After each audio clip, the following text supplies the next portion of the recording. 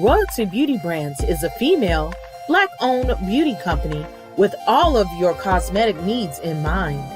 Right now, we offer hair extensions, eyelash extensions, and our flagship product, Yumbella Lip Glam. Coming soon to add to our product line will be promo merchandise, lip oil, lip scrub, beard oil, body butter, body soap, and makeup, to name a few. Every product is vegan friendly and carefully made with the consumer in mind. Check out our Royalty Beauty Brand social media and go to our website to sign up for our exclusive mailing list for discount codes and to place an order. Don't forget to leave us some feedback. Royalty Beauty Brands.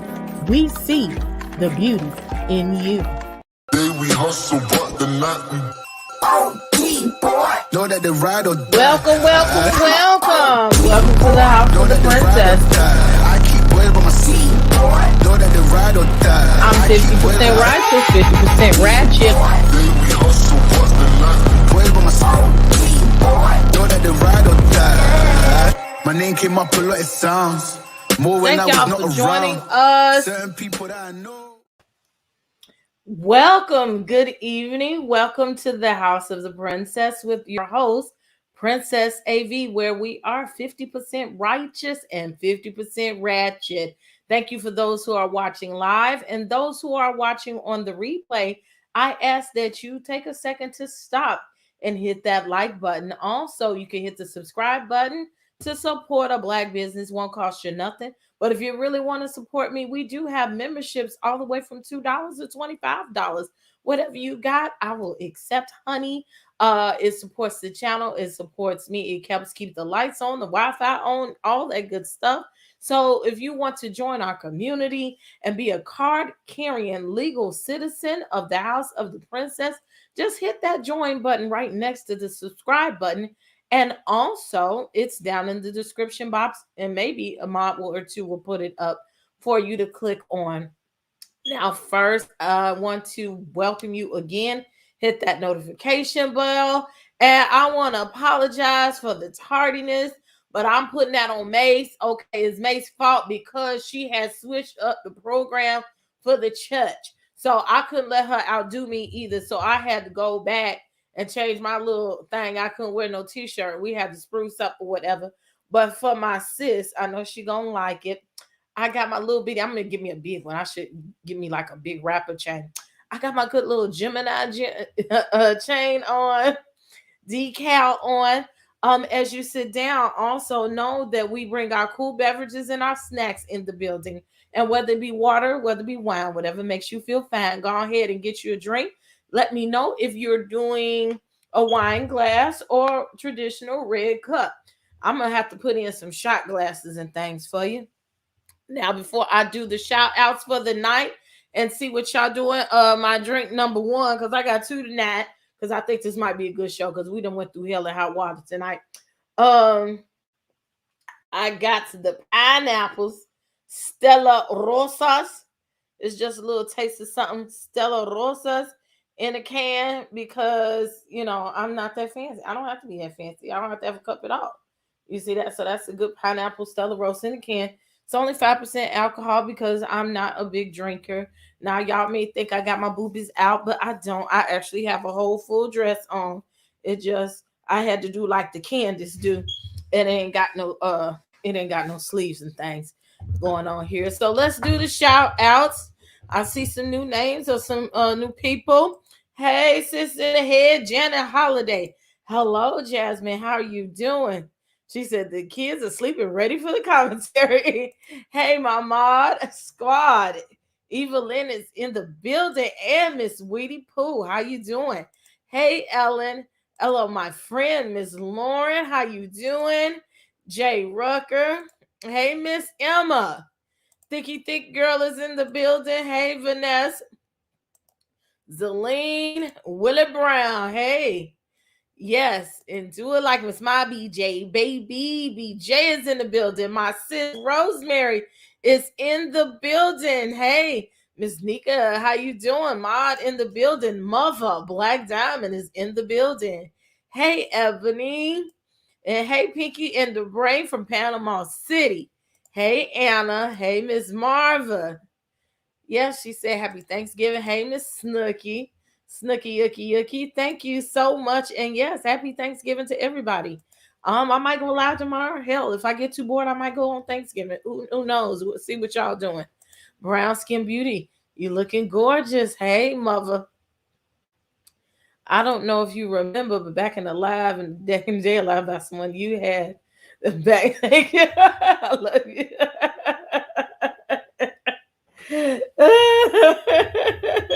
Thank you. Hey, Evangelist Val. She got her wine glass. Willie Brown. Thank you, Miss Marva.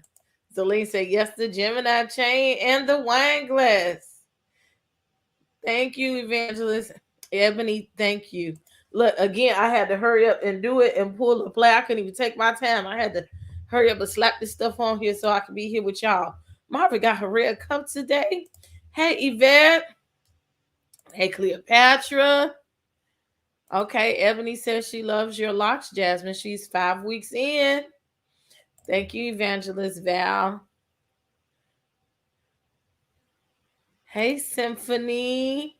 Hey, Protect My Energy. Listen to you. This good old commentary. You get a little buzz, Miss Marva. Okay. Because I got the pink grapefruit in the refrigerator too.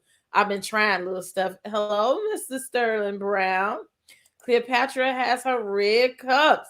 Hey, my plum. Hey, Miss Candace with the wine glass. Coconut Amsterdam. Okay, we might have to add that to the bar and see what it's working with. TC Banks. Thank you for the smoky eye. Thank you. And look, this child then went back here and changed him clothes again. I think you need a big rapper chain on today, and that was what it would have made you together. Hey DT, how you doing? Welcome back. He stays up late for us. Miss Weedy Pooh is drinking a good old Pepsi. Paige, hey my Gemini, Jim, love the eyes. I'm sipping on a Red Bull, still at work. Look, when I was in pain, sometimes in the morning, I would sneak and I will have grapefruit. I love grapefruit juice and not grapefruit juice, but cranberry juice. And I would mix some wine in it with ice in the morning, and I would get my blood up, and I would have wine and cranberry juice, and then eat the ice as I went about my day. But don't tell nobody. Thank you, Pinky and the Brain. Hey, DJ BJ Dez. Sorry, hey BJ. They saying there ain't enough of y'all liked the video. Now y'all want us to get to the mess. We need you to like the video. Because we finna talk about everything, including these YouTube streets tonight, honey. Let's get it going. My co-host, my lovely co-host. Plus, we never know who might come in the building. You just never know. Let's start off with my baby girl, my twin, Miss Mace Moreau. Hey, Jim Twin. Looking good. Hey. Uh-oh, you letting them things out tonight? They not out. They is in there, honey. Ooh, okay. Looking sexy. They is in there. Oh, I left my thing across the room. I'm gonna have to go get it while you go get this drink. Peek in the Brain tells you to like and subscribe. Yes. Hey, Miss Mace. And we everybody in the chat. Huh? I was saying hi to everybody. Yeah. You look a little blurry, and I want to blurry. Wait a minute. I don't know what today. You know what it is. Me doing homework with this my sticky fingers eating peanuts. That sounds like a record scratching. I'm coming in clearer. It's clearer? A little bit clearer, yes. Okay. I wanted to see what she's serving. She come with the sequins today, and last week Shady told us to wear purple, which we was kind of on the fence about anyway. And May said, well, I'm wearing a black dress. So she made us have to step up the game today. But I ain't mad. She said, look, love the backdrop, Miss Mace. Thank you. I'm in June, Gemini, June 13th. Yes. June 11th? Yeah. Oh, we both same birthday, June 13th is both of them. We twins for real. Come on for the young king in the building. Let's get him in here. Okay, come on. The best beard on YouTube. Come on. Shady. Hey, Chad, how y'all doing? Yes, come through, beard. Yeah, I'm coming with. I got my crown on tonight. When I wear it, I have to move my head slowly so it don't fall. Right, because heavy is the head. You don't have no head affinity. It's like tipping over. But I am mad at Mace because you switched up the colors. We was supposed to do purple tonight. I'm sorry, I couldn't. I bust out my breath. I'm almost you know how black folks do. They're gonna do what they want to do. They be like, "Nah, that's not what I said." I'm just kidding. Everybody looks good tonight. Yes, June Geminis are everything. Yes, best actors, creatives, actresses, singers in the world are Geminis. Right. I'm gonna just be quiet. What? Say something. Y'all do something well, but it's factual. That's how you better jump in. Either you a Gemini or you a Virgo, and I could start all the time. We could go to Angela Jolie, Kendrick Lamar, Samuel Jackson, Samuel L. Ice Cube, Biggie and Tupac. How many serial killers are Let's not forget Prince, the great. I was gonna say Prince was next on the list. Donald Trump. We gotta bring that back. As Tupac said, you gotta bring that back. I ain't a killer, but don't push me. And Andy Cohen. That's why he's so shady. Andy Cohen's a Gemini. And Miss Sweetie Pooh said, "Where's your crown?" Oh, mine right there. That's why you gotta have it waiting. You gotta be ready. Ready and waiting. I gotta pin it down. My mother is the 16th, and she is off the chain. That's Tupac's birthday. That's my husband's birthday. I'm an actress and a June Gemini.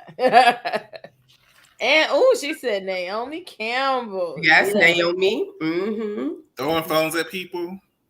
She's just a little temperamental. Not a killer, but don't push me. She's just a little temperamental. That's it. Just a little bit. Just like Trump. We have some bad apples in the bunch.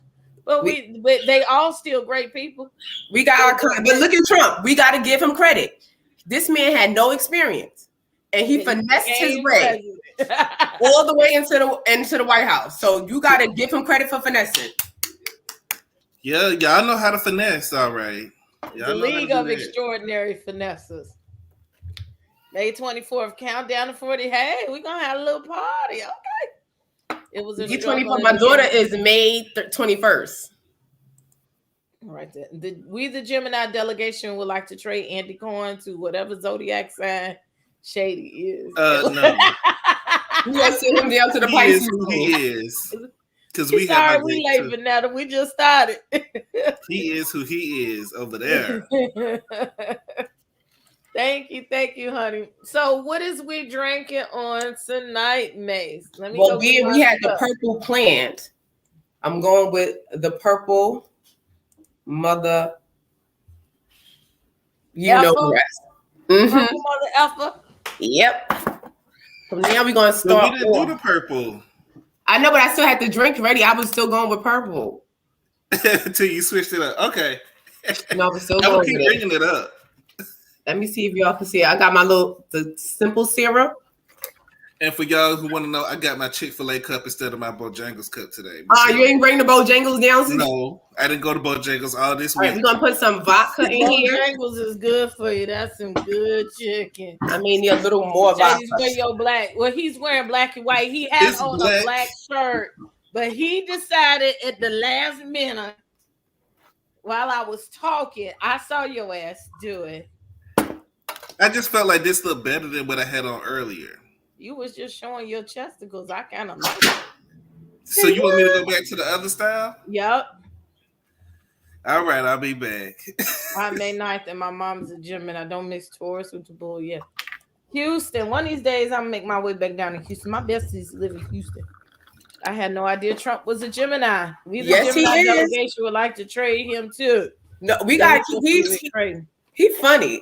We don't like him as president, but I thought he was cool till he decided to be president, and then I wasn't cool with him no more. Yeah, now certain things we can't do. Now we can act, we can say, but Don't put us in those high-powered seats like that because we're a little crazy. I probably could swing it. Maze thinks I should drink more, so she bought me this bartender kit so I could learn to bartend just like her when I grow up. That was very nice of Maze. Yes, it was. Maze always doing something nice. Yeah, I gotta make sure I know when her birthday coming. Let us know when your birthday coming so we can do something. June 13th. Oh, I done dropped it down to the floor. June 13th. She said Shady being stingy with that taco meat. You know, Ellen. Y'all be roasting me because of my taco meat. That's why I didn't want to. Ellen is the only person that talks about your taco meat. Is these little square cubes you're supposed to shake up the drink with it? That's those are ice cubes. Those are really pieces of ice. Okay. Those are like metal ice cubes. You reusable. You put them in your freezer. Okay. Oh yeah. I've seen those. We're gonna use these for Thanksgiving. Hey, Miss Dorita, I was thinking about you earlier today and last night. I'm like, I ain't seen her her face in a place in a minute. I was gonna call you. Put the APP. Look, it's got the look. Okay. Marvin says an old-fashioned screwdriver with a splash of grenadine and a twist of lemon. That orange juice and vodka always comes right. Oh yeah. The top of the tatas. That's one of my staples. Usually, Mace's titties is the ones that's out. When I'm reading, you were doing. She's covering up today. Yeah, you know. I act like you know. Pinky used to be a bartender. You said she loved it, and her tips was great. So I used to be a bartender too. The purple mother. Oh, it's dark too. But you didn't tell us what all you put. Or did I miss? I put some vodka. I got some triple sec, simple syrup, some apple pucker, the blue Caraco, and a little bit of a raspberry liqueur, and then that turns it purple. And then let's taste it. Blue and blue. Look, your blue and red make purple. Look, I don't know if I can do another cancer. I got 2 cancers around me on a daily basis. Child, they get to getting on my nerves. Yeah, those cancers are rough. That's better. Look, it's got the measurements things. Oh, this is nice. This shawl is nice. And even some scrolls in here. It's good. Thank you, Mace. Thank you. You're welcome. I said we could shake it up. We could do a double twin shake. We could shake it up. We got look, because I don't drink, but I will. I am the queen of making drinks. I have my drink that I probably need to copyright, and eventually I did want to sell it. I've had it for like at least 10 years. And it's called the Jolly Green Giant. It's good, and people be like, well, what the hell you put in it? And I'm like, I won't tell you because that's the key. But I make it. I like to make it frozen because I like my little drink sweet, and that's my drink. So if I could create that, and I created like the Chicago Long Island something, we could create something. For the House of the Princess, for the Crown Jewels. We got to start tagging these liquor people since we making drinks. Oh, I love you too, Miss Dorit. My favorite color is Le Peuple, and that is Shay's favorite color. One of them Pisces, okay? Yes, finally another sign we can talk about. That purple. Look, and thick girls in there advertising and shit before we even get good into the show. My daddy is June 16 Cancer. He's a piece of July 16. I'm surprised my mom hasn't smothered him oh yeah, it gets interesting around here. I will see. Grandmother was a Cancer. Her birthday was June 15th. Those twins shake. Leave my titties alone. So you letting them loose tonight. It can get you toasty if you want them to. I just saw some Christmas lights in that shade. I love it. I love it. Purple and teal are like my second and third favorite color off of the page. Yeah, y'all call them these July people. So let's get down here to the damn Potomac. Let's pick up where we left off. Child. Y'all leave my titties alone. I'm not finna do this with y'all. Okay? We're not gonna do the titties. The titties are a entity of their own.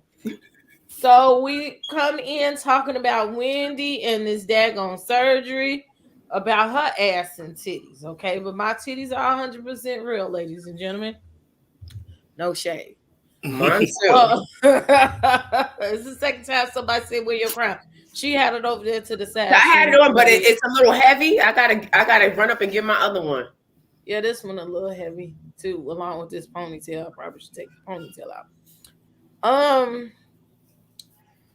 And she said, you know, we went back to the last episode.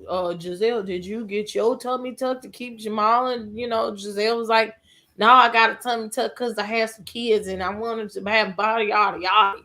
And she said, so why would you insinuate that I had a baby just to keep Eddie? Like, why would you do that? And that's some bullshit. I had some kids and I fed 3 kids and my titties was sagging. So that's why I had surgery. So Mia slipped it on in and said, well, is that how you get your ass done? Because you had kids? And she was like, no, I got it done. Well, she said, yeah, but I had it done because I ain't had nothing back there. That's why I got it going. And she was like, oh, okay. So then it was over about that. So they argued a little more and they moved it into Robin. And this is a show with no substance. And you know where we finna to go with this tonight. So she digs into Robin, talking about, I didn't know what rumor you were talking about, her lying ass, because we know you lying because I saw it on the Twitters back in January and February, man. You're lying. You're lying. You're lying, okay? I didn't know what rumors you was talking about. I thought maybe it was another rumor that you was talking about that possibly that can't come arisen. You and Giselle was sitting up there talking about the good old rumor every night that you laid down in the bed together down in there in the Williamsburg. So why are we talking about this lady's ass and titties? Because you have no substance. Before we go to the diorama that Wendy had and dig into it. That loosely binder. Go ahead, Shady. No, I thought you were gonna say something. I said before we get into it. Oh, but I feel like Wendy was trying to have a Monique Binder moment, and it just didn't pan out the same way. Of course, Robin was lying because she was filming earlier in the season with Giselle talking about the rumor multiple times. So she knew about it. Mm-hmm. I don't think that she thought that it would fall back on her. She didn't think that none of that would come back on her. So she lied so much at this reunion. She lied about Juan. She lied about this. I just don't see her coming back. It's just no reason. Really? Take your hat money. I mean, Robin, she might, now she got her foot in the door. Take your hat money and just go off in the sunset. I mean, we just need somebody else to take that spot. Somebody definitely do. Embezzle. Right. Embezzle. Take embezzle. Because I don't know who's buying those shirts. Because wasn't they like $60 a hat? Her fan base is buying them. Wendy was definitely trying to have a Monique moment, and that was totally lackluster. Like she was doing it all episode. If you didn't pay attention, it fell short. It down there in my notes, Mr. Andy said we have a loot. Last year we had binders, and this year we got the loose leaf binder. Oh, how we have fun!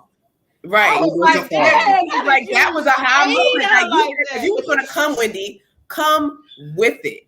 Don't pull out Wendy, please. Those were empty receipts that didn't mean anything. Just you pulling a phone call that you and Giselle had for a minute doesn't prove anything. Right. At all. It did kind of prove something. It just proved that y'all had a conversation. She was saying that they did not have a conversation. She was saying the phone call was really quick and they did not have a conversation about the rumor, and this is probably the only time I'm gonna really be saying this person's show at this point, but I can do what I want. All about the tea. Okay, so because I was there, okay, was not privy to the show subjects before the show.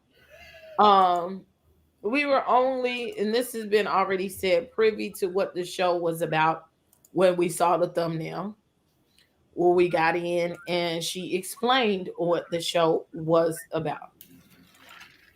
You could say a lot in 60 seconds, but can you really talk about in depth about the rumors? I remember the tweets behind that. I do remember Robin tweeting or it being in the news that social media news that she had an ought against All About the Tea. And she did in fact suggest that All About the Tea be shut down. Why? Because we also talked about that on All About the Tea. So Wendy, Miss and Wendy. DJ Richie Scott covered it too. I remember. Wendy, yeah. Go back and roll that beautiful bean footage. That's what you should have got, and took it back to Andy and said, "Oh, this how I know Robin was lying." Okay, because she was watching and she actively set in motion to try to take Monica down at that point in time because she was mad about. Well, really, wasn't nobody really talking about her. They was talking about Giselle, and that's gonna get Robin. That's gonna get her riled up. You could talk about Juan, you could talk about her kids, you could talk about her being lazy, but don't. Yeah, you better not talk about Giselle, honey. But if it was any pussy popping awards, Robin get it because she was backpedaling and pussy popping. She deserved. She was the epitome of backpedaling and pussy. She deserved the pussy popping award gold too. And you can't tell me Juan don't have PTO. I'm sure he can take a day, one day, a couple of hours. Okay? I'm sure he can take. Just because you're a black person in a white industry doesn't mean you can't take no days off. What does that mean? What does that mean? He doesn't want to be there. Yeah, he really doesn't want to be there.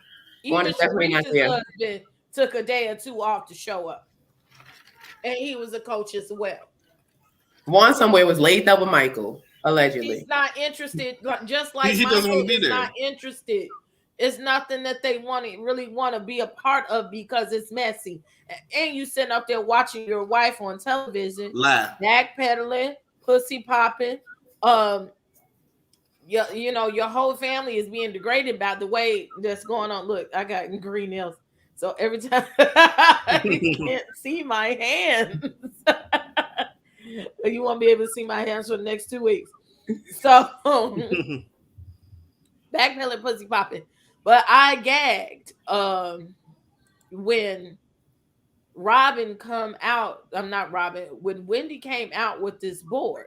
And she said, "Did you not say, Robin, we need to get rid of All About the Tea?" This is familiar for me because I've seen it before. And this has been put out in the forefront before. And I think that Robin should have stood on it. But now she's scared of what? I don't know. I don't know how you have all that heat in your chest from behind the scenes. And now you kind of won, okay? We're not on the YouTubes, okay? Ain't nobody talking about your ass. Well, we are over here at the House of the Princess. But not in mass numbers that Monica had. Right now, I cannot compete with what Monica was doing during that quick era in time, okay? And of course, she garnered attention. And y'all know y'all was mad. I don't understand why Robin just can't say, yes, I was mad because I was drugged and Giselle was drugged and we were sitting there talking about down to the RHOP every Monday at 2 p.m. in the afternoon. And not only was they being drugged by the celebrities panel that she had, but then we come back at the nighttime and we might talk about you some more with the amateur panel. So just say, this is what it is. I think it's not incredible. No, you say, bitch, you lying. Now who the hell is this? I should answer it. Should I answer it? Go ahead. Yeah. Is it Miss Dorothy? I don't know who the hell this is. Who is this? I'm live on the air right now. Hello? Mace being nosy. I'm nosy. I like shit. Excuse me. I can't see well, but I can hear really good. Mace, I wanted to ask you, is that the same bartending kit that you use at home? Yeah. Okay. Did I miss that? Where's that? Where did you get it from? Amazon. My favorite place. Amazon. Yeah, I need to get on Amazon. Who said that? I must have missed that when it came up yet.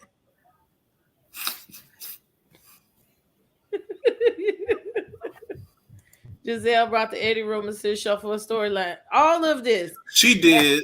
And I remember we did at least 2 different episodes talking about it. And so Giselle didn't believe she didn't care if the rumor was true or not. What she didn't think was Wendy was going to react the way she reacted. She knew because Monique reacted the way Monique reacted. It's the same thing she did last No, but Monique really did. Monique ignored it. Monique did not address it at the beginning. But see, Wendy went in head on and got her together right down to that couch. She got her all the way together and hurt her feelings on that couch because Giselle looked like she was about to cry.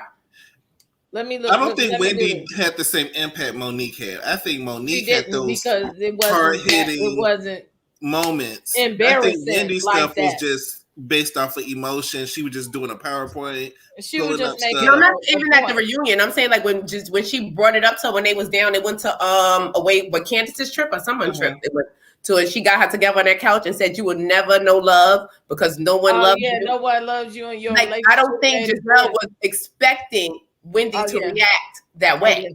But she would have security because I don't think she probably thought I'm gonna bring the rumors for a storyline. Come on, Robin, let's do it. We're gonna bring Ashley in on it. She gonna bring her breast milk down, everything, she gonna pump while she there.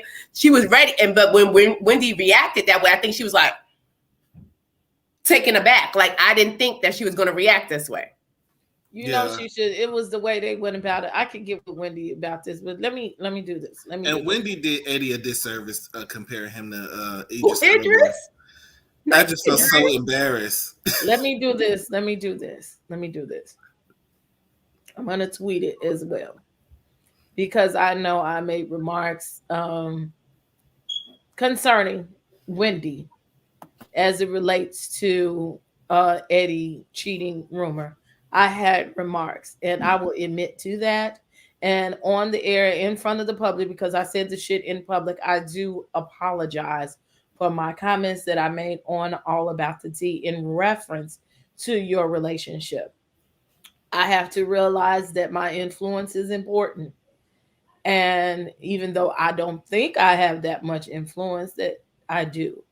My word has impact, if not on thousands of people or hundreds of people, if it has impact on one person, that one person can impact another person and it could snowball. And it's not right. And I had to rethink and go through some things after unpacking the engaging what I was a part of. I'm not ashamed to be a part of it or anything like that because it was what it was and it helped to make me into this that I am today. But I will say that all of my actions were done upon myself. So whatever I said was not coerced, it was not rehearsed, and it was not told to me to say in any form or fashion. I was given the subject. I listened to the show and I listened to the commentary. And I gave my judgment based off the commentary without any formal proof of whether it was factual or not. So to that, Dr. Wendy Osefo and Mr. Eddie Osefo, I do apologize for taking part in the slander and the reproduction of a rumor about your family. There, I did. That was really big of you, Princess. That was nice. That was better than me. No, but that was nice because a lot of people don't take responsibility, Some people do things and, and they don't take responsibility. I have to. As I grow, I have to learn that even if I feel things or I think things, I can't say everything that I think and feel. That it's important as I grow in this position and commentary in the media being factual versus being biased. You know, I could be biased in my commentary, but how would I like for people to say this about me? Right. I have to think about karma. Somebody said somebody wasn't credible. Oh, and we're gonna get to that. That's a nice little segue. Okay. That was a key. It was a good segue. It was. Mr. Funky. Oh, Nessa. I would call Nessa earlier. The mother, the queen, mother. Nessa. For those who don't know how to call Nessa, go ahead down to the YouTube and get Nessa girl to the Funky Deneva channel. And I don't want to call it a drag because it wasn't a drag and he didn't mean it in a way of malice. No, he didn't say anything. Like, he wasn't saying it in a malicious way. Yeah. He was being more about business wise, like about business, like how you handle yourself in business and how you be credible and how your name and your brand is a lot. And so it's important. Certain things. Building the brand is important. Are you talking about his video on Potomac? Yes, that's what we're okay, I haven't seen it yet. So he referenced Potomac and this Wendy issue. And so he also referenced, you know, all about the tea was splattered all across there. And he referenced the situation that he had with Monica, and they had commentary on Love and Marriage Huntsville. And that they had a disagreement, and she didn't like that he disagreed with her. And somehow she went and cut it up and went back and told him that she was not fond of him disagreeing with her, which sounds about right. It sounds about right. And it was about rumors. He mentioned the rumor with Eddie. He mentioned the rumor with Marceau. And that is also why during Love and Marriage Huntsville said I would no longer mention the rumor about him having a baby. I would not insinuate formally that he is cheating because I do not have any proof. I do have means and words of what was heard on the street, and this one person might have done something with him, but I do not have a person that has come out with me and said, hey, you know, this, I am the person he slept with. So therefore, I will not perpetuate those rumors either because it's not fair. If I'm going to do it, I'm going to do it right. Let me have some proof.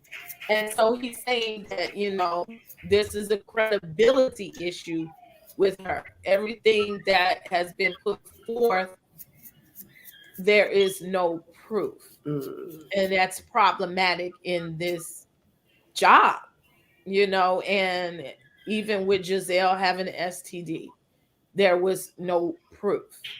And that she needs to tighten up if she continues her job, and if she's going to continue to her job, that she has a credibility issue and a problem with producing receipts. So she can be like Media Takeout. We don't take them seriously, but for whatever reason, y'all go over there and get info. But some people go with it. A lot of people run with it, but you have to know what sources are credible, you know. And then you can't really legally put out somebody's medical records anyway. So yeah, it's not like you're keying little matchsticks all over the place, like just leaving a trail of matchsticks. I mean, that blog over there, I mean, hey. I have to go back and watch that video. I didn't get a chance to see it yet. I was knocked out earlier, so I am gonna catch up. Yeah, I see. She now today she put something on her story, I guess. But when you have a panel, I don't think it's good to have people just up under you and just agreeing with everything that you say. We all don't agree on this panel, and I think that's what I like about it. But we can be respectful. I think that was the purpose of a panel, so you can hear everyone's different opinions. Like, it was. But he was saying that he didn't feel comfortable. You know, he wasn't thinking about the long-term effects of all of that. Yeah. Yeah. she had a good thing, but she kind of well. Yeah, because I enjoyed watching. I Like, used to watch yeah, up until a that's how certain I point, loved watching. yeah, but when That's the whole how I thing met blew up. Shady. I Hmm. didn't know. I didn't know he was a little bit famous to me back there behind the bushes. Shady said, "Honey, I love a good read." I was like, Yeah, "Oh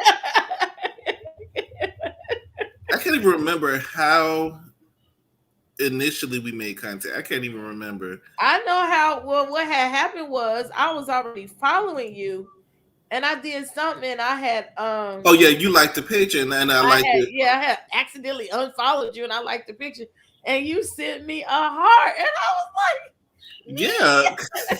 I didn't know you was following. You'd be surprised. Some celebrities do follow me.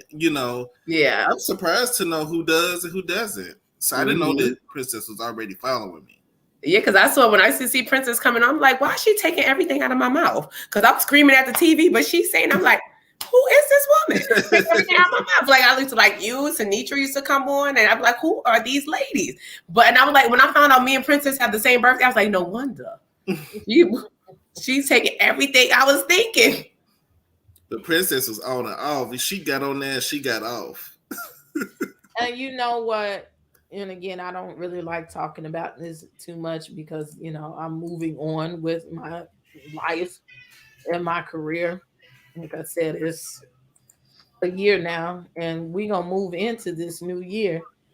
And Your anniversary's coming up. yes, Oh it's yes. gonna be it's gonna be great. Okay. Um, it was in God's divine order for everything. Please, I don't look at anything as a failure. You must look at things as a learning lesson. What did you have to learn from that situation? And what it was doing is God didn't want me there. Mm-hmm. I wouldn't have been able to work on my stuff. I would have been focused on other things. I probably would have been in too deep, and I probably would have went further on some things than what I would have realized that I want to go further, especially with my mouth. Okay. And I was there. Like I had a panel position, and we had words, and she was like, "You know what? Let me hold off on it for a minute. Continue to do what you're doing. Stay in this position." And he had me in that position just enough to get my feet wet. Mm-hmm. Meanwhile, I was still over my channel, and thick girl was over there. Marjay was over there. BJ was over there. It's a lot of y'all that were over there. And y'all saw me literally fight through the trenches to build. It wasn't given to me. And I won't take it away from the other panelists, you know what I'm saying, what they did. But I will say, other than probably Bishop, none of them worked as hard as I did on my channel. So I understand how hard it is to do all of this work. And it makes me better. And I appreciate everybody who supports me. It kept me from getting big headed and just moving past. Oh, I can say what the fuck I want to say to anybody, and I'm good. It kept me from acting us out in certain ways. It kept me focused in building, and to know it takes this to get this. And so it was a learning lesson in it all, even through the bad stuff. I learned, okay, so if you go down this road, this ain't what you want to do no more, because this is what can happen. You know what I'm saying? It was a lot to it. So I don't feel bad. Like I've never said, I don't hate Monica in no form or fashion. I never did. I ain't gonna kiss her ass either. But I do appreciate at the time whether it had been opportunistic for her or opportunistic for me. She chose to give me a segment on her platform to help me. She didn't help me in the way that I wanted her to or what I thought she should have. But at the end of the day, that was her shit to do whatever the fuck she wanted to do. Mm-hmm. And either way, it was a help to me in the long run in many ways. I was able to sit and pick her brain on the phone. I was able to ask her whatever I needed to ask her for the stuff that I wanted to do. So I did. Yeah, okay. Yeah. I was able to pick her brain. I was able to get in and get out and get what I needed for what I wanted to do in the long run. So I'm appreciative of that. Monica, if you watching or your minions are watching or whatever, because I know you do watch sometimes. I'm not no fool. I do appreciate you and your platform and what you put together. And that's really all I have to say about that. Because you got to give her credit. It was entertaining. It was good for what it was entertaining. Like, because I want to be entertained. It was entertaining. But you know what? If you were still there, you wouldn't be here. And thank God you're here. It was the spot. Everything happens for a reason. Mm-hmm. But I think when it's time for you to move, things get uncomfortable. God tends to make things uncomfortable for you. So that's your signal to know that it's time to move. So it served its purpose. Yes, it did. It brought a lot of people, together. Yeah. And then once we got together, we had to go somewhere else. Let's give this ghetto soul clap for Miss Paige. Thank you for your super chat. That's our Gemini sister. Thank you. Yes, it is. Thank you so much. And yes, as we're on that mode, please stop and like the video. And I done forgot to put your banners up. I'm sorry. We do need little monies around here. We need gas money. Light bill money, Wi-Fi money. That's so big of you. And you see, that's why you will go far in what you're doing, because you can still give credit. You understand? Ebony. And even if you fall out or things didn't go the way you planned, at least you could still look back and well, look, it was a mutual benefit. And I got something out of it. She got something out of it. But it was a great experience. It worked out. Everything, worked out. And you still giving her credit because she was entertaining. The show with the panel. She was not. I'm saying the panel. It took what she brought together. Marketing to what she brought together that she did. Yeah, what she brought together and who she brought together was undeniably entertaining. We can't even front she did a good with picking the people. Because schoolboy commentary, I used to die laughing. I liked Pledge. Pledge was so smart, and she had the the intelligence sitting back let me think about this. The bishop came in. It was entertaining. Y'all had me entertained because I started watching during the pandemic. Because what's on nothing's on TV? Let me click, and I was stuck. You had me staying up past 7. I fall asleep. It was good for what it was till you got big headed and then just made it toxic. But that's how you mess up your own blessing. But it's a lot more technicality. It's just a lesson learned. You can't get big headed and think that you just can treat people any type of way, and it's just gonna work. Everybody grown. Well, it's a lot more technicalities to that. I really don't want to go down that road. Road. Can you let us have our own opinion? Can we have our own opinions, please? They say we're scared. They say we're scared to have our opinion. Can we have our own opinions? Oh, Ebony, you're going to have to go back in the trenches. You can go watch some of my videos and find out what happened to the panel. That's been dead since June. Yeah. It's up there. It's on the YouTube. You can pull it up. It's still up in the YouTube streets if you really look. It's in the YouTube streets if you want to pull out the actual beautiful bean footage. That was an iconic moment in time, It was a soap opera. Yes, it was iconic. Like what? It was a whole soap opera. Yes. Yeah. I'm thinking disco naps in the afternoon trying to catch y'all. Ooh. And even that was a lot of work. So, I didn't want to bring the morale of today down, but I got it out. I wanted to discuss. I told you we was going to mention what I didn't expect Funky Geneva to say those words. That was out of left field for me. So it was interesting. And all of the videos that he put up there, it really just gave me a different type of insight to what the situation is. And they still use the blog on Bravo. I mm, I wonder why she wouldn't go back to work, because she still could have did it, but it's not my problem. Because I'm on to bigger and better things. I'm shaking right now. Look, I'm trying to be right. That's why I put it on the screen. It was a whole soap opera. So Giselle calls Wendy's board whack. But I noticed that in this argument, Candace and Ashley was kind of getting along. Yeah.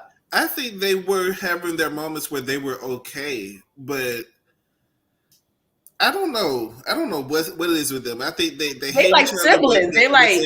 They get each other.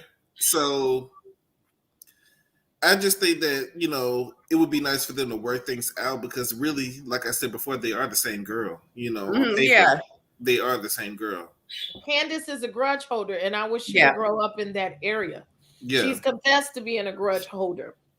And the fact that she's still angry about the Monique situation, and that she feels that nobody should be friends with Monique just because Monique has crossed her, it shows a level of self-awareness and growth in her life.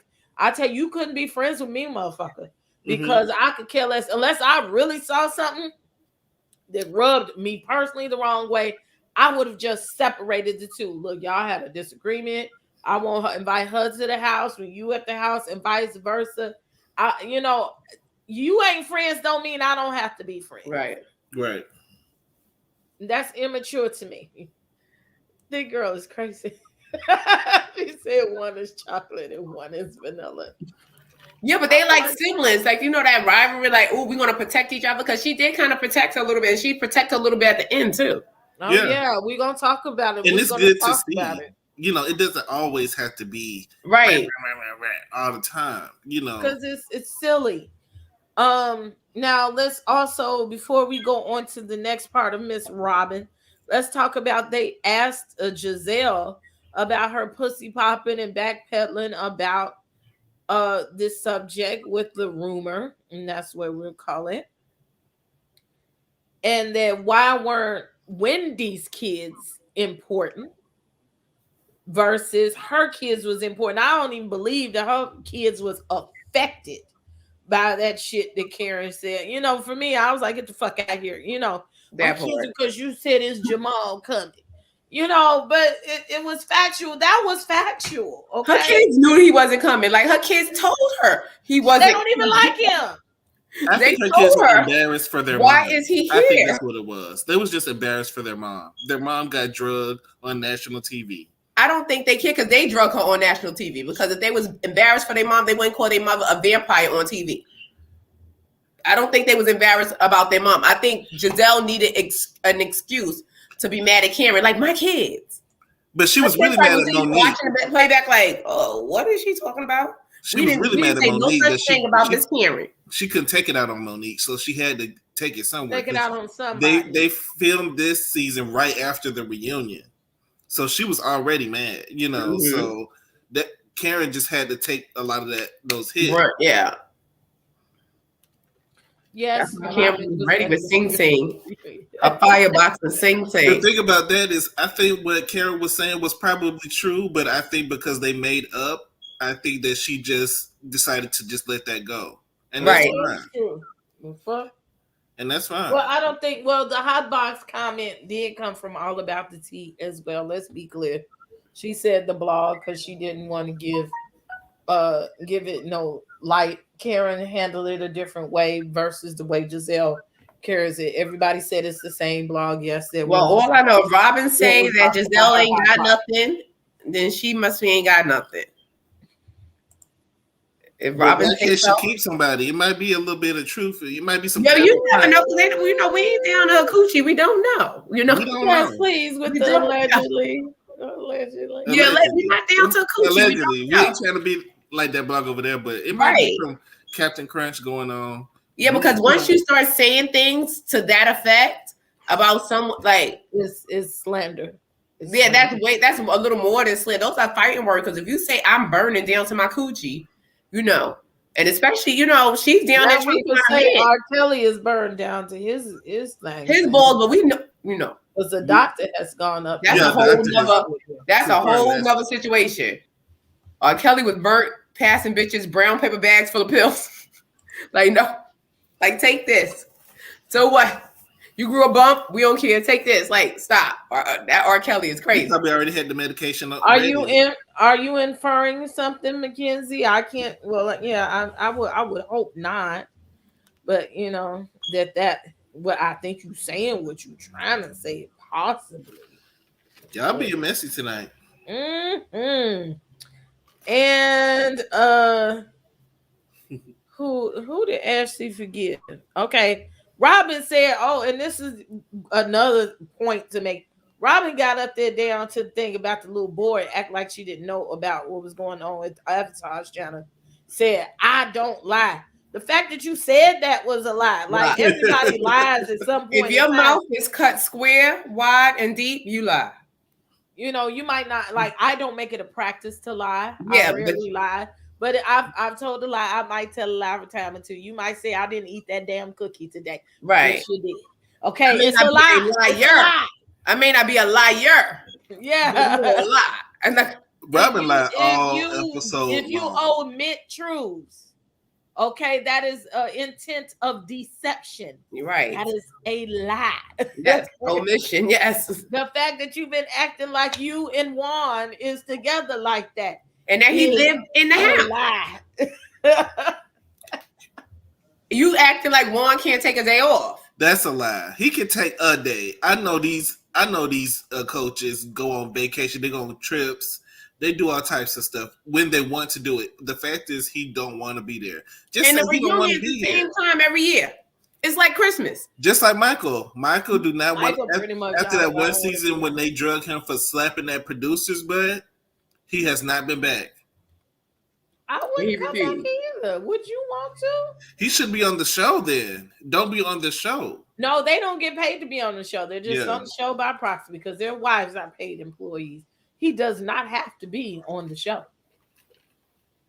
But we need Michael. See, they need to start paying. Michael needs to take Robin's spot. I think Michael is way more shady, and I like to see the dynamic of Juan and Michael saying the gay jokes. I just like it's funny to see them together because I think Michael opens up a little bit more. And when he's really sitting talking to Ashley and that shade assassin in him comes out, it's quite entertaining. And he might be speaking some truths because when he first heard the Robin was getting married, he said, "Oh, she ain't getting married." Yeah, because he knew something. Like Juan told me, like, and Robin keeps lying. Like, what's the hold up? Like, did you see that when they asked her who thinks Robin is getting married? Everybody was like, crickets. Giselle had to glance around like, and talking about she wanted to have a baby. Friend.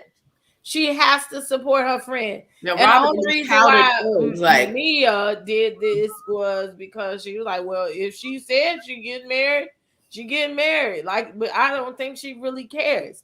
That in itself was a lie. And then she started backpedaling, pussy popping even on that. She said, eventually, when we're together, we in the house, it's not that serious. And Candace is like, you don't even make right. We can't even take Mia's vote. Mia is incredible. Mia's not credible. COVID no more because nobody's worried about COVID no more. I know down here they not. Obviously. Well, let me tell you something. As a wedding planner, part-time wedding planner, party planner, I love to throw a good shindig. If you would like for me to throw your wedding down here to the House of the Princess, all you got to do is email me, and I might do it. This is the thing about that. And I think I'm licensed to marry people. I have to look that up. I think I You can marry people, princess? I think I can. I need to go check. Wait, how do people get that license? Because I'll be marrying my mom a does ministerial license. I've never married a person, but I got one in 2003. Like a real one, not the one on the internet. Yeah. I just decided to go back and be ratchet for the good part. Not 100%. That's why I'm only 50%. But that's a little tidbit. Wow, that is interesting. No, it wasn't 2003. My daughter was born in 2003. She was maybe 2007. What do you have to do to obtain a license? Is that you either go to school, but I just did ministry through church for a very long time. If you're an ordained minister, you can do it. I got licensed. I didn't get officially ordained, but I'm fine with that. I'm just church people bother me. It feels good to be back on YouTube. My account was suspended. I don't even know why, because I don't really bother nobody. I think the ABCs had an issue with my. Look, Themmy, you got to have you like 2 or 3 sneak accounts back in. And didn't Robin say that she sold her ring? Did she say that? No, he sold Juan's ring. Juan's ring. He never wore it. He was sneaking, creeping, and he was out there in the streets cheating. You just say you did it because you was being vindictive, and you. No, she did it because she didn't throw that man's money, so she had to sell. She probably did it because she needed some money. She lost all that man's money. That's why she was down to the pawn shop. Yeah, she needed some damn money. Let's be clear. You done already told us what it is, what it was, and what it's gonna be. I done hurt my nail, and it just gave away all that man hard-earned basketball money. Yeah, ain't no way. You know, that's why too that she lets Juan. I think she lets Juan do a lot and let him because Juan, I really didn't like his attitude when him storming out and all that stuff. I don't play that. But we don't know what's going on behind the scenes. Right, because he's storming out, I understood. And I kind of you want to pretend. You're going to pretend, right? You're going to pretend that you love me. That's what we're going to pretend. That's going to pretend I'm in love with you. He probably got a whole other girlfriend. Because if he down to the thing pretending, you ain't storming away from me and I'm saying, Juan. Like, no. You're not storming away from me. I don't play that. No, I understood. You stay away. Why they probably already had that scene planned because out. He was tired of her ass and tired of her embarrassing him like that. But he's like she did at the reunion. He wants to be on the show, so you sit there and be embarrassed, sir. No, listen. She said, "I'm going to continue to do this." I'm sure that behind the scenes they've already had this conversation, and that was a narrative that she was using and placing on him for a storyline. What man who was there and says he wants to marry his baby mama ex-wife who he had divorced and cheated on, and he's sitting up here trying to make the shit right, and you're making a narrative that he's a no good ass daddy on television, national television. I honestly don't think she was doing that. I honestly think that's what she was implying. I think she was telling the truth, because a lot of times the men do that. Like if my husband was to come to me right now and say, "Oh, I want a baby," like even though I'm 43 and my eggs may be powder, if I could, I'm gonna throw up to him. She froze. It's not about saying it to him, but do you say it to him in bed or in private conversation or when you on television? And plus, that was years ago. When was the last time she had a newborn? 13 years. That was. I'm going to throw that up to him like, look, we're not having no baby because this time if we go around and have a baby, I'm going to need you to be more involved because you wasn't really there hands on. And if you're saying that you want this baby, because from that previous experience, it's kind of scornful. It's scary to go in to have a baby. And then the first time or the second time, obviously, that he wasn't there. He wasn't hands on. So you're dealing with everything, your emotions after you have a baby. You don't even know that you have postpartum depression. And that man is not there. You say you want a baby? Let me say this. She ain't got to keep saying that shit. As he told her before, they were in a different place in their lives. They were 20 years old. He was active in NBA and he didn't have time for her. He didn't have time for the babies. He was out there cheating. He's a different person. So all we need to do is have the conversation. And they've had the conversation and they've had it in private and they had it in therapy. And bitch, you not gonna sit up here and keep embarrassing me on this motherfucking TV. That's why his ass ain't coming to them damn reunions. I say, Robin, embarrass him on, because he embarrassed himself when he did it, because he knew that he knew he's having a baby, and if you can't do wrong to a person and tell them how to feel about it. And 13 years ago, you need to let it go. Between 13 years ago and now, she does need to let it go or let him go. Move forward. But it's probably scary for her. Like, look, I'm elderly. I'm about to have a baby. Like, I don't want to be alone again. Like, that's as scary to look. Like, I don't want to sit there, because some men do that. Like, even they could get older and they could be mature, but as soon as that baby coming and yang yang yang yang yang yang, they like, oh, I'm going out to the bar. I'll be back in about an hour, and you're sitting there with the baby when they come back 5 hours later. Well, at least it'll give her something to do, because she don't get out of bed. All I know, she don't need a baby because she don't get up in the morning.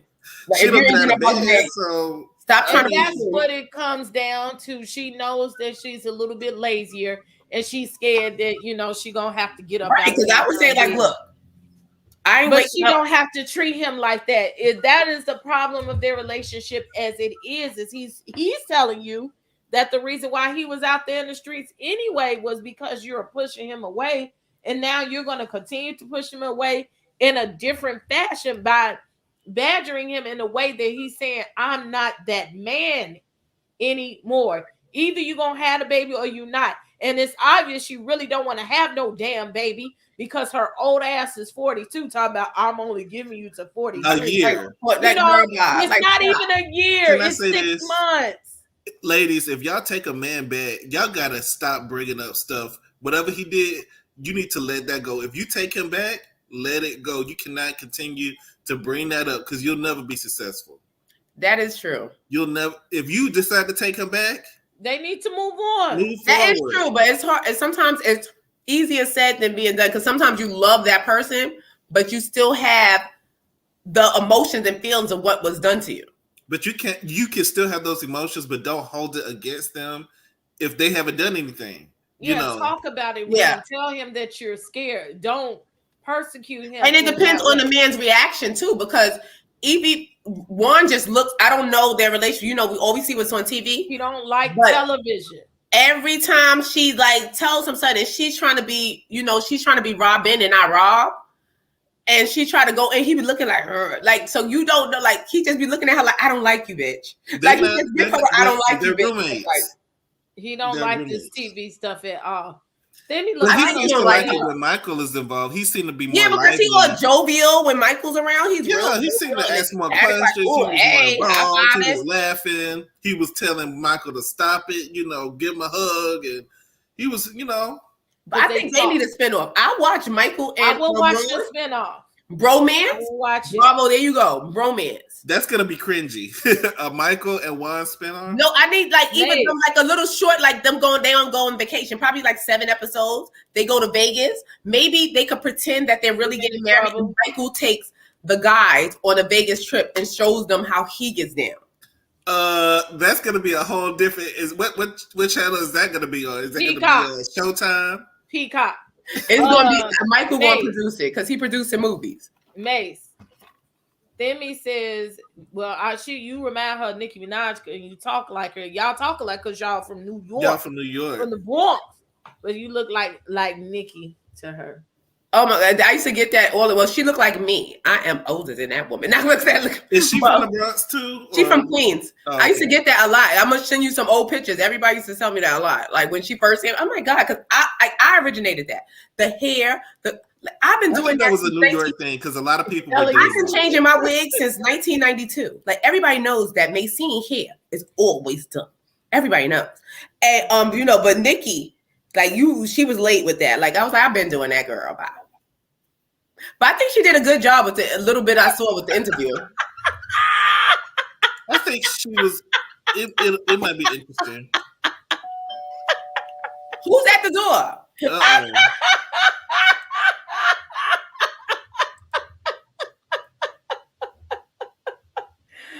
What's he? What's up, everybody? Hey, how you doing? What's good? What's going on? I see you have your Potomac reunion look. Yeah. You wore it better. You did. You did. Obviously, yes. Yes, and he threw on the belt. Yes. Is that the Giselle compilation? It's the improved Giselle. Right. What's up? What are y'all talking about? We was talking about Robin we talking and about Juan and Michael's relationship. Robin. Pause. So Debonair says that Juan lives with him. That's how he gets it started. I thought I saw him in the background of one of So Deb's pictures. I thought I saw him. Maybe. Okay, so have y'all gotten on Ashley yet? No. Not yet. No. Not yet.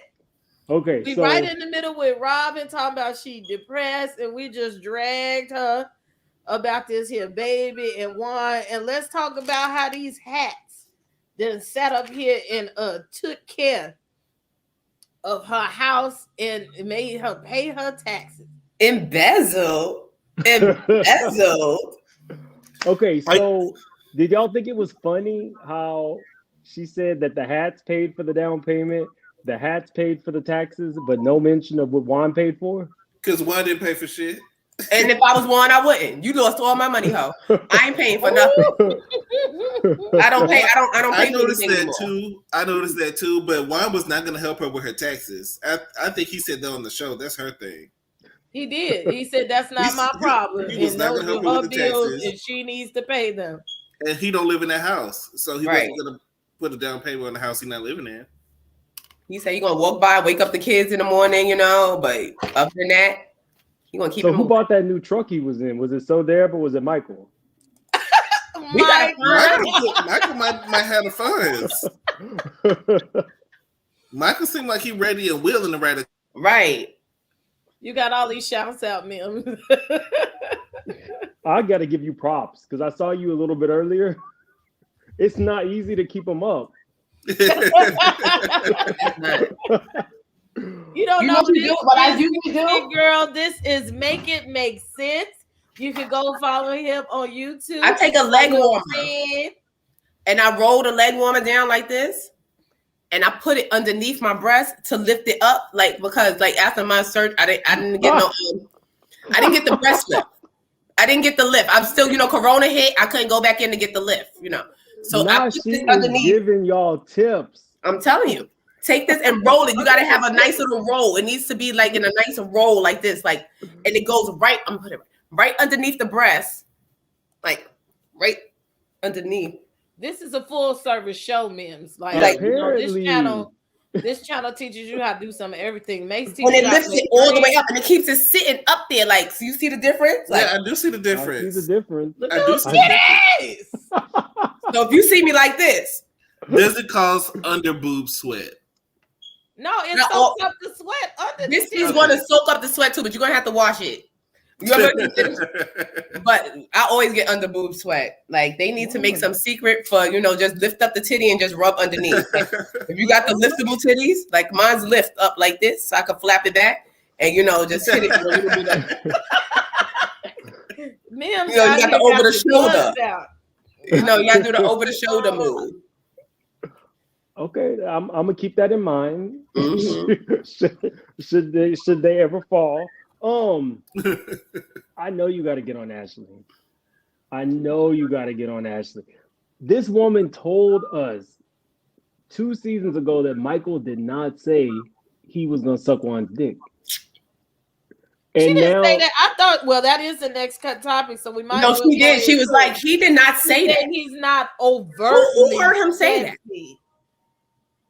I think she denied it at the beginning, but I think she acknowledged it after it kept coming up. Because she acknowledged it when Robin confirmed it. When Robin was like, I did hear it, and she said it about my husband. Because remember, all the husbands was trying to figure out who he said it about, because they was like, was he talking about me? Me? We all knew it was Juan. We knew it wasn't the way Ray. he was acting towards Juan. I don't know. I didn't think it was Juan at first. I didn't know who it was. Sure. I was really confused. I was like, I thought it may have been Chris. Maybe, I don't get that he likes white meat. So we knew it wasn't Chris. You could mark him off the list.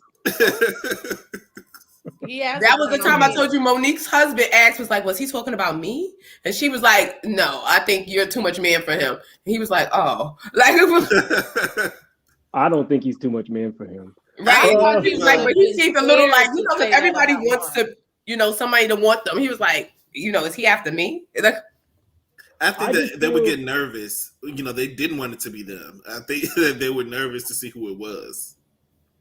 I don't think Juan was nervous. I just feel like Ashley and Mia are kind of the same person, and nobody's really acknowledging that. I think that Ashley has this persona. Well, all the sex workers that I know don't act like Mia. Let's start there. They are who they are. Ashley is, in my eyes, a mirror image of Mia. She just hides it a little better. There's not one time that you could tell me that Ashley wanted Michael outside of his money. And she told us in season 2 when he was about to close that restaurant, she said, if you close this restaurant, the marriage is over. And then in her confessional, she said, I'm starting to realize that my husband controls all the cards. Well, the only card he controls is money. So right there, you're letting us know that this was about money. She's told us, and she tries to kind of hide it. She blew up a picture of her kids and took it on the girls' trip. Don't nobody want to see Michael or them kids? I don't know. How far do people go? No, but that's why I called her NBA Ashley. Never broke again, Ashley. I said, Ashley is business. See, Mia's kind of like a little sloppy. If Ashley's all business when it comes to, I'm telling you, Ashley had her contracts. She crossed her T's and dotted her I's. Like, look, you cheated. You out there, you know, you did what you did. You closed the restaurant. So if I have a baby, you know, I'm going to need this baby. That's what she said. I'm going to need this baby because she knew that she had the baby. She going to lock in some coins. And then if she have 2, she gonna lock it up. She may go for the 3rd because this is NBA Ashley. She talking about having Ashley is no, she ain't no amateur. Not Ashley's NBA Ashley. But I do agree that Ashley and Mia are the same person. But Ashley was, when Ashley first got on the show, and Mia now are the same person. But Ashley has changed since she's been on the show. Let me answer. She was a lot more loose. Shade right there. And no substance when she first got on the show. Y'all can't be giving it to the guests like that as soon as they come. Oh my God. But she was trying to have some substance in the beginning because she was trying to like, oh, we own a restaurant, you know, we are cooking What's kangaroo. You know what I'm saying? No, but she was trying to act like she had business. And as far as, I think Mia is more loose with, but Ashley looks at it like a business. Ashley's looking at her marriage like a business. I think Mia is probably doing the same. I'm pretty sure when she was in the club and she was getting tips and she realized who was giving her the most tips. No, she realized who was a part of the club. That's what happened. And she was like, well, let me start showing this person more attention. I mean, I'm not mad at it. It's working for y'all. Y'all in the Waffle House bathroom. I'm not letting that go. And I'm going to keep bringing it up. Y'all in the Waffle House bathroom. Not so bang out in the Waffle House marriage y'all have. Then if it's working for you, it's working for you. But I do think that they are similar. Yeah, but you know what? One more lie that Robin told when they asked her was Juan shooting up the club was, first of all, why are you even referencing shooting up the club, referring to your coochie? Like I was just lost. Like, shooting up the club. You know who got shot? No, that's what you're talking about. They were talking about he going in there raw. And that they're trying to have a baby. So she's like, yeah, he's shooting up the club. Girl, he's not even home. Like, that's desperation. That's I gotta show that we're together. I gotta prove that we're in a loving relationship. I want to see Robin at her rawest form. I want Robin to, like, I want to get Robin drunk and just let her just spill all, because like she was drunk this season. She was really drunk when they were on that vacation at the lake house, and she was telling Wendy to do this to her. She was drunk then. I'm sorry about that.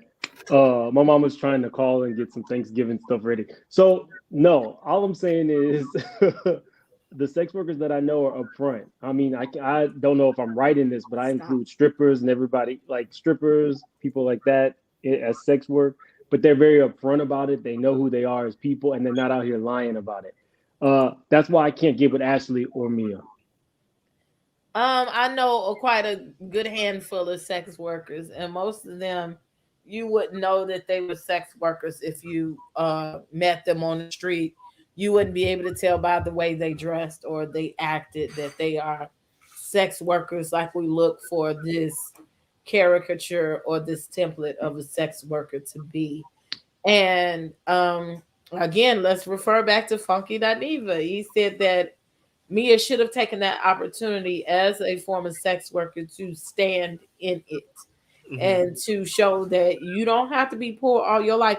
And for me, excuse me, if I'm out here selling pussy, what is the end game?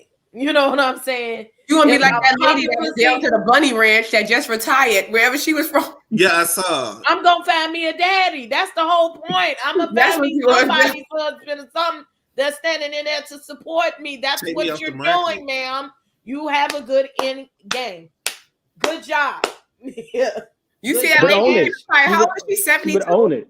She would own it, right? That's the issue. I feel like Mia owned it to an extent, but she kept flip-flopping and going back and saying, "Oh, it was a steakhouse." She's trying to dress it up and make it rich, and make it fabulous, and make it, of the upper echelon. And it was so fabulous. And we walked around with gowns, and we didn't have to take anything off.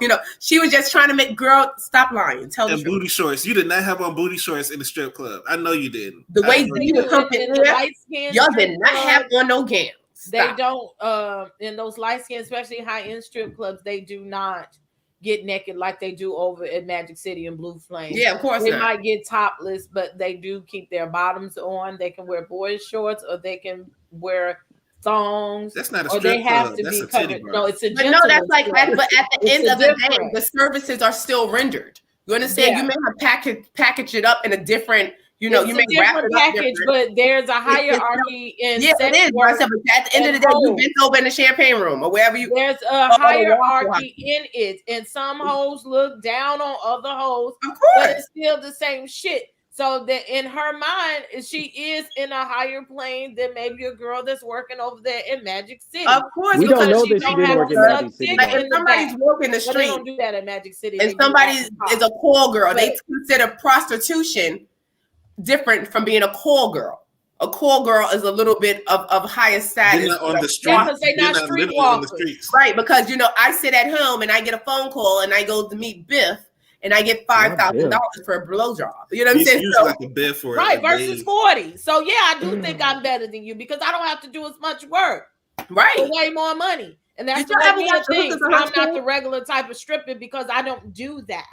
And I didn't have to do that. And look, I got a millionaire for a husband, and I didn't have to do that. So it's just semantics. Mm-hmm. The issue is that Mia's self-worth is built around G's money. That's the problem. Yeah. When she gets around people who have, say, a legacy like Giselle, or who have like legitimate money sources or some form of education, she always reverts back to discussing money. And that irks the hell out of me. Ashley let us know she married a gay man to keep her mom from living under that tent in the bridge. That's what it is. Mia should just say it. She kind of told on herself when she said, I think this was the quote, I fell in love with him when he did a fundraiser for Haiti. You fell in love with his ability to fundraise, period. To you, he was some old man barefoot paying you $10,000 an hour to talk. Like, miss me with the bullshit. Miss me with the bullshit. It irks my nerves. I like people who are direct. You know what you're going to get from Ashley to an extent. If it's about herself, it's about her husband, she might try to protect them, but they're one and the same, and you can't convince me otherwise.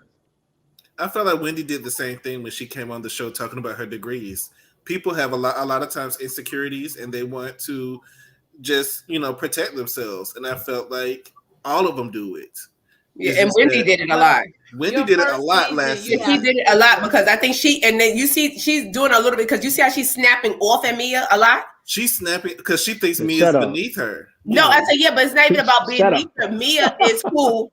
Probably you want to you went and got your body done, your breast done, your butt done, whatever, and now you're Zen Win. What I say is loose Wendy. Like you seem more relatable. Idris gave her not loose like in a loose way. But I'm saying she's more relatable. She did him a disservice. And then they zoomed in on Eddie. This is the Wendy that I wanted to see last year. I didn't want to see that other Wendy. I wanted them to do a flashback to Jamal. So when Giselle was like, Idris, no, what is Jamal? Jamal is 5'5", driving around in a Fiat Gucci car. What he are looks we doing like an undergrown R. Kelly. Like R. Kelly kind of look like R. Kelly. He gives me R. Kelly. But I don't think that nobody's looking at him like that. I think he just had a lot of power in the church, and a lot of women are attracted to power. And I think he uses that and manipulates that. He's just a whore. He's just church hoe. It's a lot of hoes in the church. He's laying hands on everybody. Okay. Last thing, and I'm gonna get off her. One last thing. I'm gonna get off her. She just pissed me off. The fact that she told us that she was not really interested in bringing girls home, and now all of a sudden she's okay with it again. I think Michael kind of like laid down the law. You have to get your body right or up to my standard, even though that's disgusting to say to your wife that just had a child and who has issues with what's that term? Body dysmorphia? No, right after you have the baby. Postpartum? Yeah, you're telling her that her body needs to be to your liking. I bet you Michael told her, I'm not going to stick with you if you're not bringing people home. Because it was Michael who wanted those women brought home. And now she's okay with it. I don't think so. And I'm going to tell you why. I think that was part of the attraction to her. I think Ashley is whorish in her own right. I think she's scissoring for sure. Yeah, a fun girl and a party girl. And his dick don't work that great to be sitting up there doing, no 2s or 3s. He got Cialis like G does, okay? He might like to watch, and I think that was part of the fun for him was to watch his wife, or they could act like they're doing all of these things. And I just think that she was trying to be, okay, I'm a mom, maybe I need to settle down. But, those tendencies, they never always go away. Maybe she said, I might want me some coochie because she liked coochie, and that's what I felt from that. I think she want to tone down from being, so nasty. I think she likes it, but I think she's changing. I think that as a mother, maybe she just wants to settle down and just be with her husband. I think she was, because she went in initially, I think, as like a business. Like, okay, this is what this man likes. I'm going to give him what he wants. I'm going to give him what he like. I'm going to lock him down. I'm going to come down on him and get him. And now that she had him, like you said, she had the babies and stuff like that, she probably expected the relationship to mature. Like, all right, now we're not going to have the threesomes. We have kids now. Now I'm locked it down, My name is on the bank statements, whatever like that. And then he's sitting back there like, if I can't have one, I'm going to, bring some more women, allegedly. Now, he didn't want those kids, though. He didn't want them. He didn't want them, but she like got them. When he probably cheated on her publicly, she probably like, I'm going to lock him down with these kids because I'm going to need more money. Like, Ashley I think she looks at her marriage as a business. That's what I feel.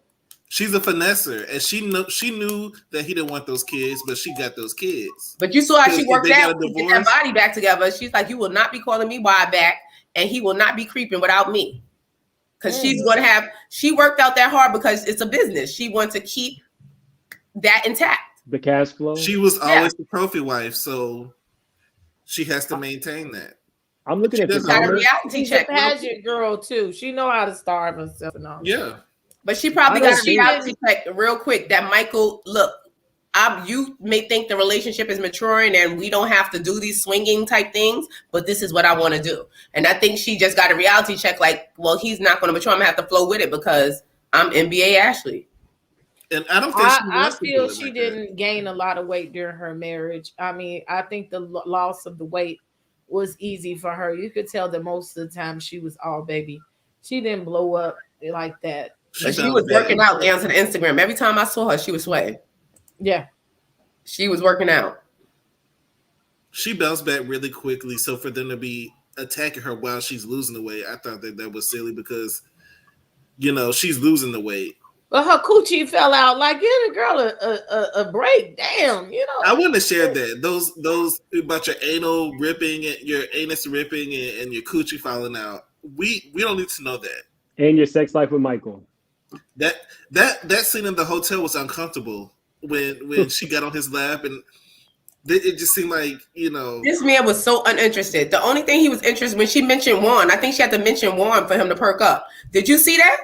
She had to stop it because because did she have to mention Juan for him to get excited? Like she was all on him, like doing all this. He's like, and then she was like, "Cause Juan such and such." He's like, I think he like perked. I think she know like. I think she knows that he's more into the other side, so she knows what it is. Yeah, it's like that scene from Scary Movie when Brenda and Sean are getting it on. And he's making her put on like football helmet. Yeah. You like that? You gotta tighten it. You gotta tighten. It's so nasty. So did we see Giselle defend Michael only because it was against G? Exactly. Yeah, I don't know what her thing is with G, but I think she has a selective memory. She has to. She cannot. It's not. What the fuck it was. She knew exactly what she was doing. Michael then fingered half the male cast. Michael came on the scene popping.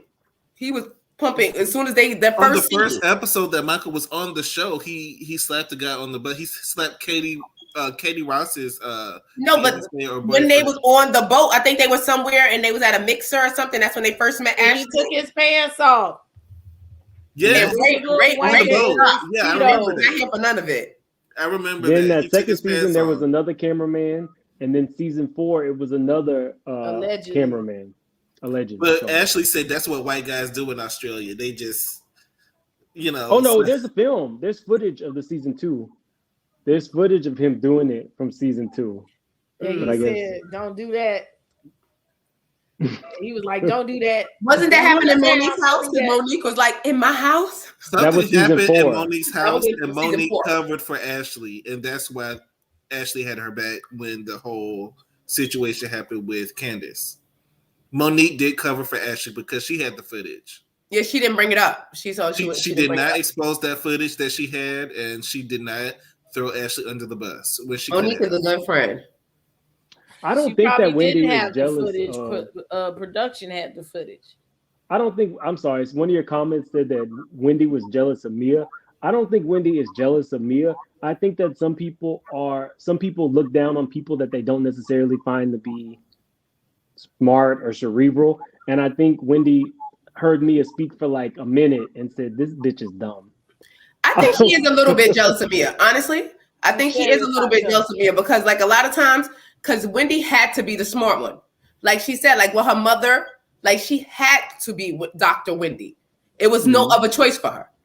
Like, and then Mia was already just came on loose, like, oh, I'm getting surgery, I'm doing this, and I'm just loose.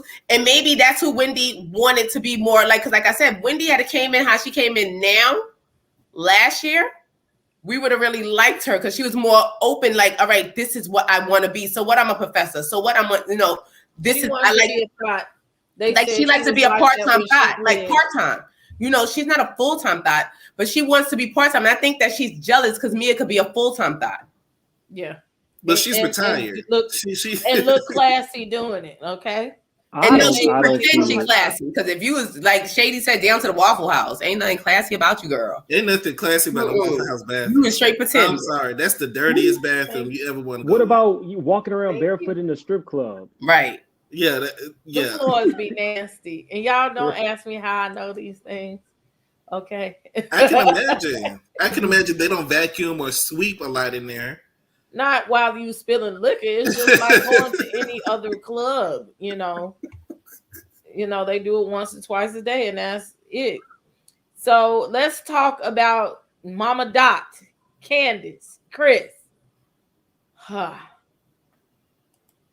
And I was on that live that Funky Geneva referred to last week. I was in there, and Chris said I said some fucked up shit about Candace. But are you talking about from that blog over there? Funky Geneva said about Chris Bassett, like people trying to say they were into it. I actually saw what he said with my own 2 eyes. And the thing about Mama Dot. You know how I feel about Mama Dot. I really don't care for her and her attitude and her and Giselle's introduction of the old Hags Club. Okay. But that phone call was cringy because I think from the time that we've met Mama Dot and Chris, and it may be true, that she has set the tone of the way we feel about Chris based on the shit she say. And most of us think that why would her mama lie about her son-in-law? But some things were uncovered that they didn't really have no real relationship anyway. Like they haven't delved deep into mother and son type of situation. And it's obvious the way she was so dismissive. What do you owe him an apology? I guess. I get. You know you do. And you call Candace a narcissist. Ma'am. You are you originator. She learned from the best. I think they are the same person, though. I think if Candace doesn't watch herself, she's going to end up being just as miserable as Dorothy is. The old Hags Club. I'm telling you, that's what it is. She is the same person. I like that Chris spoke up for himself. I like the fact that he acknowledged, because they did make it seem like he was just living off Candace.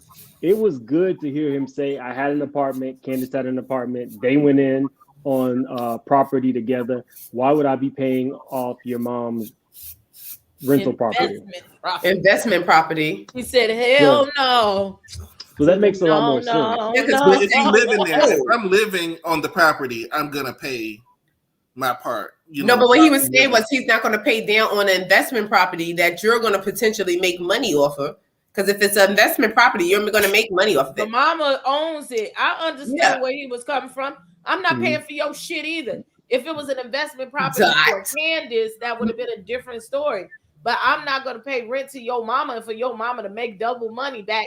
Instead, in my mind, he probably saved his money in order to maybe put the down payment on the house that they got. I don't know. Maybe that's why they didn't have no furniture when they started taping. I got to gag you on that, Chris, because I don't know why y'all let these people tape your bedroom and y'all had garbage bags up in there, okay? Well, Mama Dot room was furnished, so that's the only room that mattered. Because she paid for it. But in the meantime, again, Funky, you gave us some good stuff down there with Nessa and said, maybe the optics aren't good, but maybe she needs him to be there. Maybe she's making the most money, so his funky little money from being a chef really don't make a difference. And maybe it's more feasible for him to support her more than it is for him to be chasing his dream or continue to cook in a manner that would break him down, and then it's not conducive to them as a team. I get it. It makes sense to me. Well, because if he's a chef, we don't know. If he's a chef, but as a husband and a man, you got to be contributing to the household. But like he said, he probably is. How do we know that he's not? By not doing phone calls and taking phone calls and sending emails, to me, that's just not. No, I think we make passes. I've done it before, okay? And I've worked and built my mate's business. If I had a bum ass dude that was sitting at home, and I've supported some that didn't have no job, but if they would sit up there and make my dinner, if they would fix my shit, if right now, even though I'm a lady of leisure, that I could have somebody help me with my business and sit down, I would appreciate it. Why? Because it helps me make money and it helps me be a better person in the career that I'm doing. So I would never take that away from him or nobody else. Will you respect him the same way as if he was bringing in his own money? Or did you respect Eric Lee?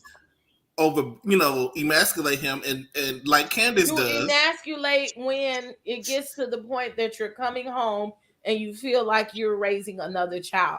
I gotta come home from work and go wash some dishes and still cook and still raise the kids. It's like, what the fuck have you been doing all day? But if we're working together and we're building an empire, that's something totally different. He's still working. You can go on the Instagram page and see he got some sponsorships or some old bullshit. He said he cooking Thanksgiving dinner for the family. He's doing something. He's just not doing what we think he is. I know we give him a hard time about cooking them fish dinners, but apparently it works for them.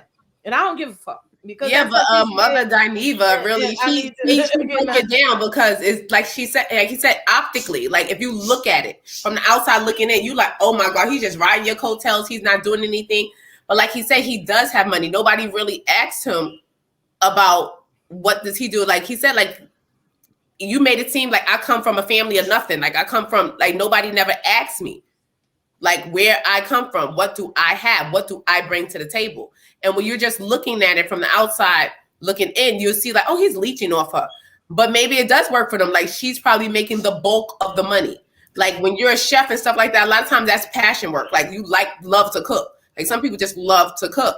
So maybe he could cook and fool la la on the side or whatever like that, but not have it as a full-blown profession because she's making the bulk of the money and she needs that help. Candace allows this narration to continue because when they brought it up at the table, Giselle brought it up and what's the name? Escalade brought it up. Candace was silent. She allows it to continue. But she did say he's not right on my coach. She has spoken, but nobody believes her. Like, girl, nobody believe you. At that table, she didn't really say anything. She doesn't say anything when Giselle says something because Giselle said it plenty of times that he rides her coattails and she just sits there. But why does it matter? Why does it matter? Greg Leaks did the same thing. Nene was the sole breadwinner for whatever amount of time. And prior to that, we knew that he had shady business practices to even get her on the show. So I think that people take Candace's situation and because they don't like Candace, they do not apply the same rules, right? Great. Rest in peace, completely lived off Nene's money for the duration of his life. Why does it matter? But I think Greg put Nene on. Nene, remember? But that's the point. Why does he have to? Like this whole idea that the man has to do this for the woman. If Kenya was bringing home the money and she used her money to make sure that her husband at the time taxes were paid, that's great. Nobody knows the next person's relationship. So we have this like mindset of it's required that you do this. If Candace and Chris, who, mind you, has helped her stay on this show, if it works for them, why does it matter to the rest of us? Giselle has no relationship to speak of. Robin's relationship has been shit since the show started. Karen's institution, he didn't even love her last year. Ashley's having to bring women home. Mia's having to bring women home. I mean, the only one that has something going on is Idris and Wendy. And I mean, I'm sure more skeletons will come out, but you get what I'm saying. Giselle wish she had a coattail for somebody to ride on. Robin's in her bush. She was riding Jamal's coattails for the past 2 or 3 seasons. But you get what I'm saying, though, right? You guys do understand that we are harder on the people that we don't necessarily like. But in all honesty, a lot of these women are doing this. A lot of these women have become the breadwinner because of the shows that they're on. Absolutely. We can, and their husbands have careers, on their own, But we never had a career. Karen came from Surrey County. Narrative. We go with that narrative, but he's told us that he's been cooking all the damn time, except for I cook. I just made spaghetti earlier. I cook and chicken because I was listening. I didn't do the chicken, but I did spaghetti. You had the you cup. cannot cut up no fruit. You had the Bojangles cup. Like no, real. This is Chick-fil-A. Oh. These are some crochets. I got some little braids right now. Thank you. I just understood. Like I understood why he was kind of pissy because we haven't given him a chance to actually find out what he's doing. It's obvious that Candace makes more money than Chris. That's obvious. She got a couple million, but we don't know what he got. And I think compared to her, he's just broke, but he's there to support her. Thick girl. Nobody said he was getting up cooking for people at 5:30 in the morning per se, but in restaurants that serve breakfast, you would do that. But what he said, and it was on the live, which he said it, is that her day starts at 3 p.m. I don't know why so late. And she goes to bed about 5:30 in the morning, and he tries to support her through that system and taking calls and taking care of the business while she's also in school or doing all to the get work. Her master's. Yeah, but if he said she has 6 months left of school, but he said he allegedly doing them classes and shit, from home. He's working from home, and then he goes out and does catering gigs. So he's a gentleman of leisure, and he could do it the way he wants to. And I'm sure now that he's a TV personality that he could charge a little bit more to cut up them vegetables. So it is what it is. And I'm not mad at him. If, At least he trying to do something, because some of y'all taking care of a dude that ain't worked a job a day in his life and his credit score is 415 or 325, and he still suck off his mama's titties and got 5 baby mamas with 6 kids. So I'm just gonna leave that shit alone, because I done took care of a bum ass dude before. Won't do it no more. Mm-hmm. But you sitting up here fucking and buying him a pair of Jordans every other week. So that's why I don't buy men nothing. I don't believe in buying men gifts. Somebody told me you buy your partner a pair of shoes, they're gonna walk out. They'll walk out your life. You buy them a pair of shoes, they will walk out your life with them. That is an old down south. Don't buy them no shoes, because they will walk out your driving your car to driving you to work and then taking your car. And he ain't got no license.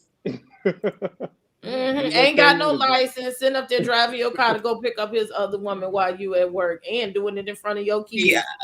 See, this was the whole murder scene. See, now you just giving me. I'm like, I started getting real hot. Like that happened. No, you get me bad. Like,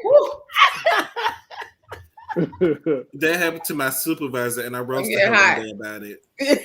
Like your boyfriend dropping you off and taking the car. To slap my husband for nothing. Pow! Like and playing video games, honey. Child, look. Playing the PS5 that you bought and had to get on the wait list up there fighting people through the pandemic up there on Black Friday. Catch.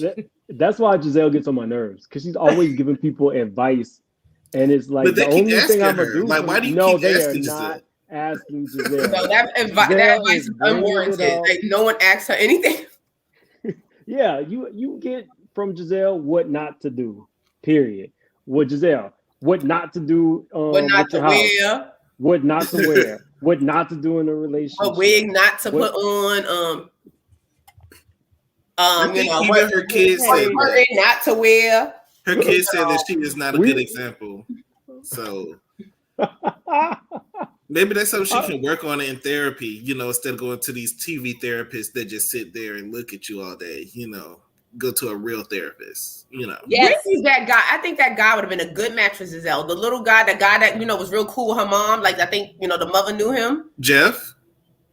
What's his name? Jeff. It could have been. And the man, he had he made the macaroni and cheese. He made some. I know he made some lobster macaroni and cheese because I'm greedy. So that's how I remember that lobster. Anybody hanging with Mama Di is not No, not Mama Di. He was hanging with Giselle's mother. Oh, okay. I don't remember. He was a brown skin guy. He had curly hair. And I would hang out with Dot. The family knew him. I think Dot is fun, but I'm not going to her friend therapist. I'm not going to somebody she referred me to. I would hang out with Dot, because she's gonna be the one sitting messy in the corner, a little drunk, talking about everybody.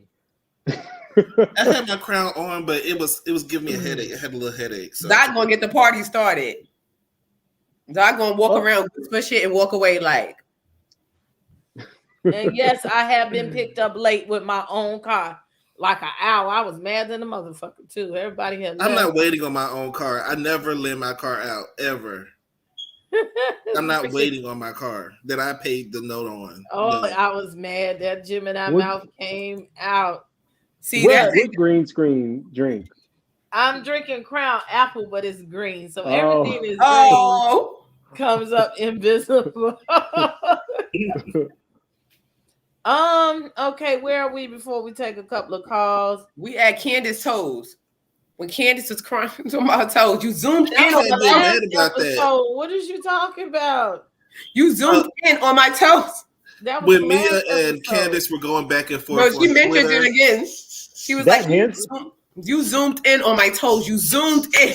But you talked about so you can't get mad at people when they come back at you. That's my comment was funny. Y'all gotta admit that. Anytime I think Mia was dead wrong saying that Chris. Well, how would you like to know if Chris tossed my salad? See, this is what we have been fighting down to the couch. Tossed your salad.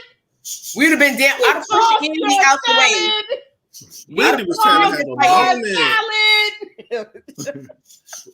I don't know if she was trying to be Amy or Monique, but it just did not. It did not land for me. But you're not going to say my husband tried. Like, you going to say what? I would have crawled across that couch and beat Mia behind. She leads with her sexuality, and it's a problem. I think she went too far. Don't mention my husband. Don't say my husband was tossing your salad, girl. Don't walk around married couples in a thong. right? Because you handsome. Don't get mad because you handsome, sir. Caught that too. You caught that too.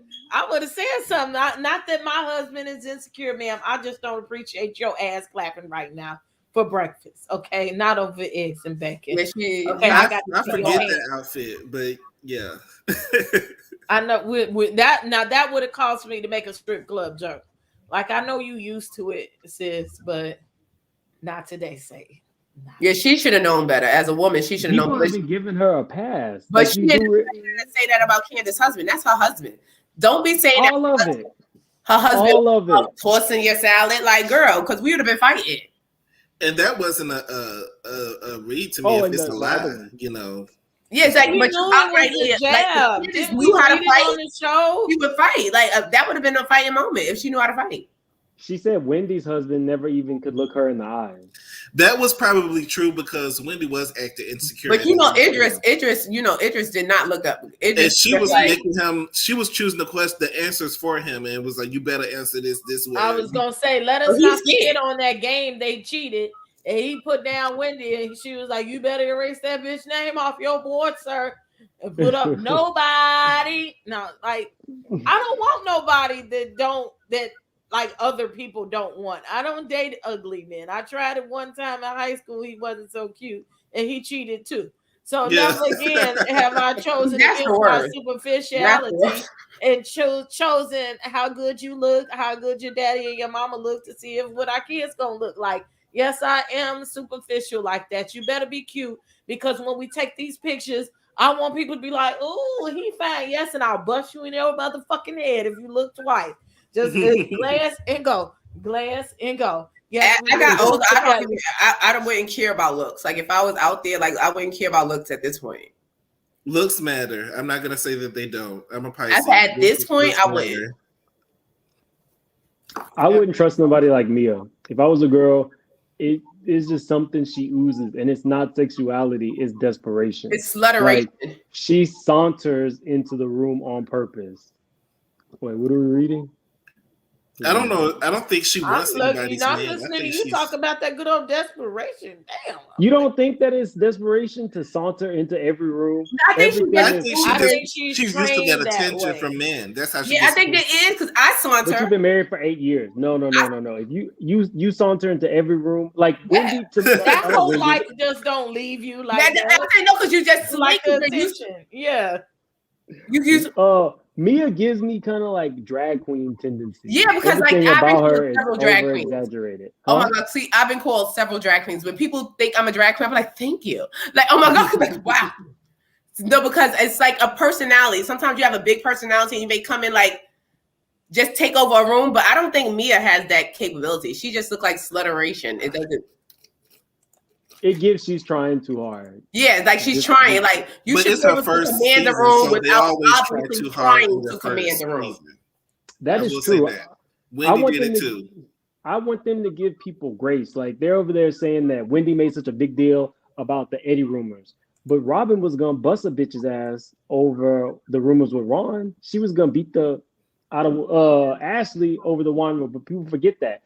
Everything that Giselle and Karen talked about the first season was all about class and etiquette. Every episode was about class and etiquette. So if they can do that, Wendy can talk about her degrees the first season. I think that was the premise of the show, is that we're the classiest, we're the elite of. They were setting the tone for the show. I think that was something that Bravo also probably, asked them to do because it kind of set the tone. Yeah, because when we got Atlanta, we was looking for, behind the gates. They're behind the gate, And then they started doing real ghetto, like real hood. So with the next probably black cast ensemble, they probably was like, look, we want to show them something elite, One, light brights with green eyes, because that's what the cast was. Yeah, it was. Well, I mean, that is elite to a lot of people in the South. It looks almost like you, Giselle. They're in the North. Well, they're kind of in the north-south borderline. Are they in Surrey County?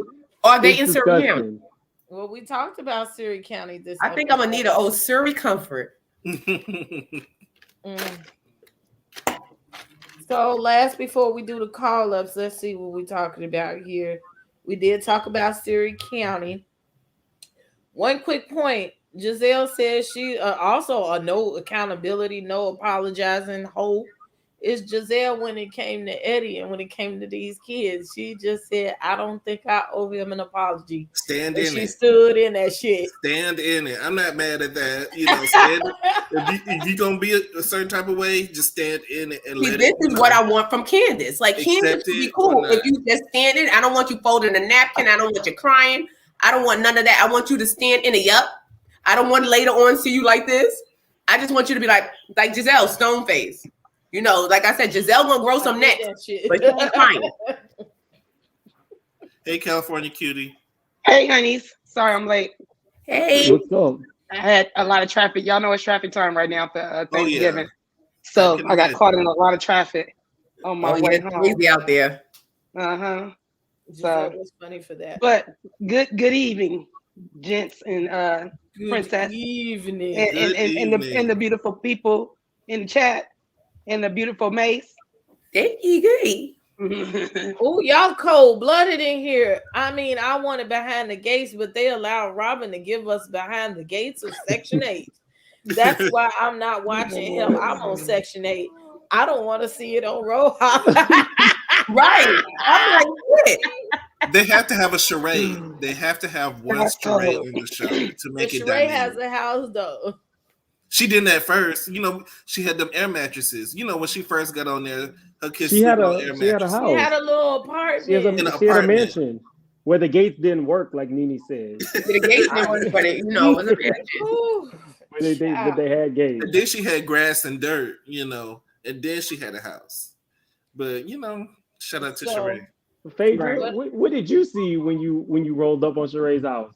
Grass, twigs, grass and dirt. You should have saw twigs. And it was like that for years. It took her about 10 years to build that house. It did.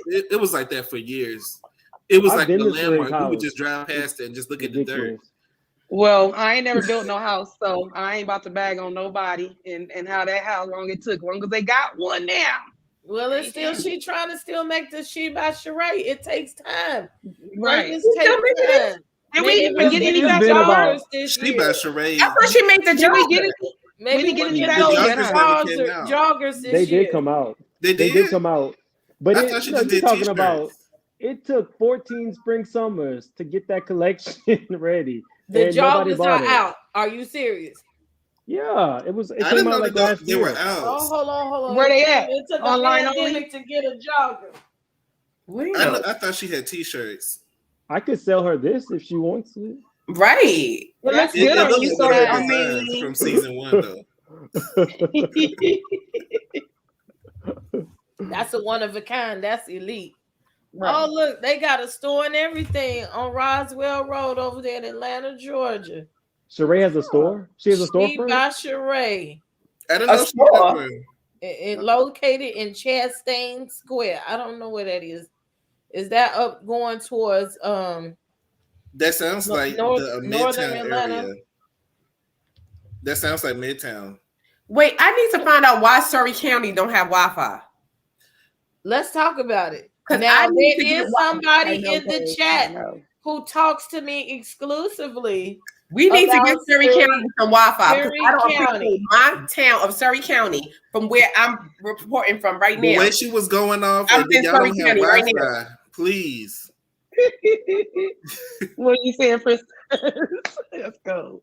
We have a person in our midst that just went to Surrey County a week ago, I want to say, or 2 weeks ago, and she called me from right outside Surrey County because she said you can barely get a signal in Surrey County. Let us know that there is nothing in Surrey County, that everything is like the school is right outside of Surrey County. It's very rural in Surrey County. So Did she eat some peanuts? They're going to get a bed and breakfast now in Surrey County. Like, I think Karen and Ray should open that bed and breakfast. And they should put a candle in each She's room. really putting them on the map, but let y'all tell it. It's the best place on earth. That's just like going to Henning, Tennessee. If you Google that shit, that's my town, my family's town. I have not been there. I might become the ambassador for Henning, Tennessee. The only thing there is the Alex Haley Museum where y'all can go learn about roots, okay? I want to see. I'll go because I want to hear about Queen. I loved Queen. Like Alex ain't shit there. I done Googled it. They got a high crime rate and a low money making rate, and that's what that's what makes it high crime. I'm gonna have to get down to Surrey County. Well, you go and let us know. Yeah, you gonna let me know. Just go to Peanut. Go get to Peanut. It's gonna be sauntering in Surrey. But at least the ground down was able to get them some Wi-Fi so they can go on the internet over there. Well, obviously, she still didn't get the Wi-Fi. If Princess got a connect, that said she had to go all the way outside the county. Well, they were in the chat. Let's see if she's said something in the chat. They might have had plug-in. Karen may not be lying again down to Surrey County. Is you my cousin? How you know about Henning, Tennessee, Menacing vibes? Okay. Probably is one of your relatives. I'm gonna need for Cameron to get Surrey County or Wi-Fi because we need it. I'm from Memphis, Tennessee, and I don't even know where that is, Princess. I think it's a little further north. I looked at it on the map. I said I was gonna take my ass down there one day. It's 7 hours. Go have a parade. Go have a parade. A road trip. They say they have a 4th of July function every year. I don't want to go nowhere where I get shot, because Yeah, it's off the chain, especially if it's over there by Memphis. Ooh. How soon after Karen gets off the show is she gonna move out of Potomac? Karen? I think she's at home in Potomac. I think she really likes being there. You think she can afford the $12,000 a month rent after Bravo stops paying her? She got her own show. If she selling her own show coming. I just said she has her own show. That's all I'm saying. They said Karen is the richest housewife of them all. First of all, Mr. Ray, Big Daddy Ray got $20 million in the bank. And then she got almost just about. That's why she got Ray shuffling around. Ray's down to the shuffle right now. I don't believe it. Ray's not even walking at this point. He's shuffling.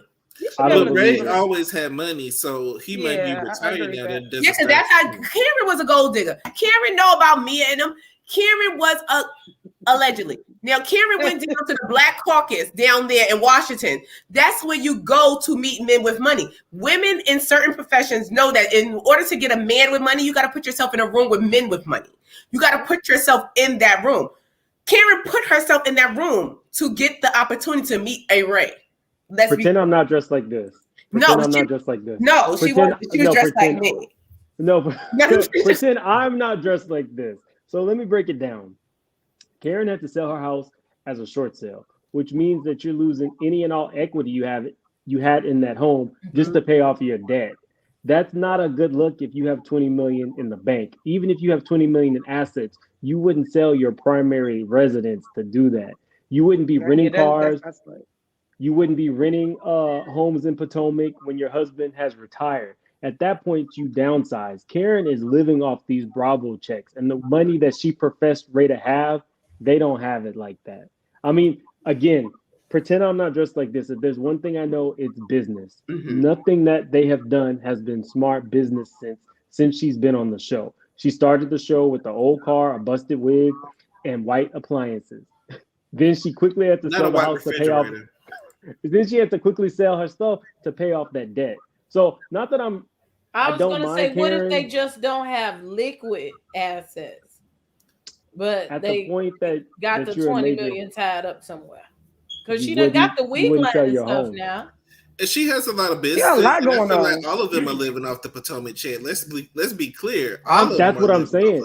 But Karen is the one that, when times are hard, she lets you know that Ray had tax problems, not her. She's loaded. I don't get with that. If this man took care of you for 20 years, because we were talking about husbands who took care of wives, when Ray was down and out, Karen was out.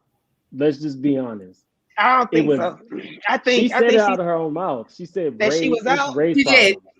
She did. That's Ray's problems. Karen is loaded, and she went and rented That's what a I'm saying. Jaguar. That's what I was saying. I thought you said she didn't have no money. I have to say that. No, she had money. She always had something. I think she had something like after Ray. She got smart with business, but let's be clear. Like I said, Karen, that sounds like a professional gold digger to me. Like you're a professional gold digger. That's what they do. They go and, like she said, that's his problem, not mine. You understand? Like Just like Juan did Robin. That's her problem. But I could see why Juan did that. Because, girl, you done lost all my money. You lost my money the first time, and then you want to go and mess up again. That's on. Wait, lost the money or somebody took the money? Somebody took it, but you were the reason why I took this loss. She gave the money to an investor who. Yeah, but you were the reason it was both of their friends, though. This loss. Like, I thought it was both of their friends. She didn't. She coerced him or didn't consult him the right way when she invested the money. It was bad decision making. So he blamed it on. How did that man convince you to give him all that money? No, he probably was telling her, like, look, invest this. I got this business plan. This is, you're going to get this in return. Da, da, da, da, da. Probably feed her the willy. You see Robin looking like, she probably was looking at him like, you know, like, oh, yeah, you know, all gullible. And that man went away and got on vacation, then died. Like, okay, let's take a second for the soul clap for the super chat from ICRA family. Thank you, boo. Thank you. Thank you, boo. Thank you. I see your family. Appreciate that. We get to taking these calls. Looky here. Is it the joggers? That I don't see no damn jogger. Okay. It's out at what is it? Athleisure. Look at here. I'm looking at the home, and I remember she did a trailer a long time ago. You only got these two choices. Okay, when you go to explore, it take you back up here. Where's Dwight? Okay, he got his nose fixed by Dr. Dubrow. So we can go back to Sheree. So she has some outfits for sale. When we go to Connect, we go back to Sheree. So let's click this way. Well, she's very narcissistic. She down to the thing, fronting in the name of Sheba Sheree. So apparently she the only motherfucker out here that's got the joggers. Because I can't click on a jogger and it was only 2 pictures. Oh, ain't that nothing? I can't even go back and look at the white one. Oh, wait, Princess, why am I looking at the screen? And I thought that 50% ratchet was part of her website. 50% off ratchet. That's me. That's just me. That's me. It looks like an off-brand Ivy Park. You know, if you really don't have. I'm like, what is this quote thing? Like, I'm calling Beyonce. I'm gonna have to speak to Beyonce as soon as I get off here. If you don't have that money for the podcast, stay tuned for the podcast. She say, and other exciting ways to connect with Sheree. Ivy Park is expensive, so where's Tyrone? That's all. How's she gonna do that when Tyrone get on? No, Tyrone home. Tyrone is down to the house. Tyrone's home. Oh, okay. Yeah, house arrest. But who's doing her website? It's a lifestyle. I don't even think that those pictures are with her brand. Go up a little bit. They probably stock pictures. I don't think that's her clothes. That's hilarious. That's the shit, but they don't say the type of pictures you put in your office. Determination. Some good stock pictures, you know. Yeah, this is all She by Sheree does. So this at this point she don't. No, we cannot get. No, we cannot. But a lot of celebrities do have those shops in she like don't the is Lennox area. Yeah, she don't. She don't buy Sheree. That's the new name of the line. Yeah, I don't think Sheree gives me kind of like a Robin tease. I don't get that Sheree is into Tyrone. Embezzle. I think that Sheree is more in. I don't know. Let me not say that. It's been said before. Get it out. That they said that she's into this. But I don't know what she's into, but she just always seems to make bad decisions. Do you remember when they were showing when Kenya went downstairs in Sheree's basement? And there was this really pretty woman who said, Sheree, them bitches is in your basement. Yeah. Oh, yeah. I think that's Sheree's girlfriend. Oh, it's like a Whitney and Robin. Whitney Houston and her. I don't know if that's her girlfriend. Because like I said, I don't get that Sheree likes anyone, male or female. Asexual. Yeah, didn't I just say that? I just said that the other day. I said I think Sheree. That's what I said. You said that. I said that. So I think she's asexual. I think she doesn't like anybody. Like I think she's been through so much and been hurt a lot so much. So it's like I don't think she wants like anybody because she gets like a little bit like Giselle. They put that tough exterior on. Like they do not cry. They're not going to let you see them sweat. They could be like Sheree had a whole blow up mattress. But you was not going to see her cry. Like, you was not. Like, you. You was not like going to see her cry about it. Like, yeah, I went from a gated community. The gate didn't work, but But Sheree lies. Sheree used to lie all the time, and that's why she got kicked off the show. Was because she was fumbling over her words at the reunion that time, and didn't know what to say. And Andy got rid of her and keep bringing her back, and keep throwing that apple in front of you, and then taking it back when you mess up. So. If she doesn't bring it this season, she's out next season. I hope she stopped bone collecting. I'm gonna need her to get a storyline and stop telling everybody else's story. I like the mess. So she's she holding a peach? She on a peach? She holds she has a peach. Do you have an allegedly banner? I'll do that shit again. I don't give a fuck. I say alleged somewhere in there. Okay. So what supposedly happened was, remember her first season, she was saying she was supposed to get a 7-figure deal. Y'all remember that? From her husband, her ex-husband. Right. Apparently, she refused to vacate the property, and that's why the property got foreclosed on. Once the property got foreclosed on, she lost her ability to get that 7 figures because half of the property was supposed to be split, and the proceeds from the property were supposed to pay her off. She wanted so badly to be on the show that she negated everything else in her life. Because she couldn't film if she didn't have a home. So that's why she didn't get her 7 figures. And so when she was vilifying Bob, saying he's not paying child support, it's like, why would he pay you child support if you owe him $1 million? So she put that man through the ringer. In all actuality, she did it all to herself for a little bit of fame because they cut her by season 4. And having that stylist guy come down there with all them shoes, because I was like, Sheree. When the stylist guy used to come with the shoes, I was like, But what killed me about Sheree is she would always be looking good, but her kids was looking raggedy when she first. We're not going to go into Roa like that tonight. I'm sorry. We get on the bus. I'm sorry. Oh my gosh.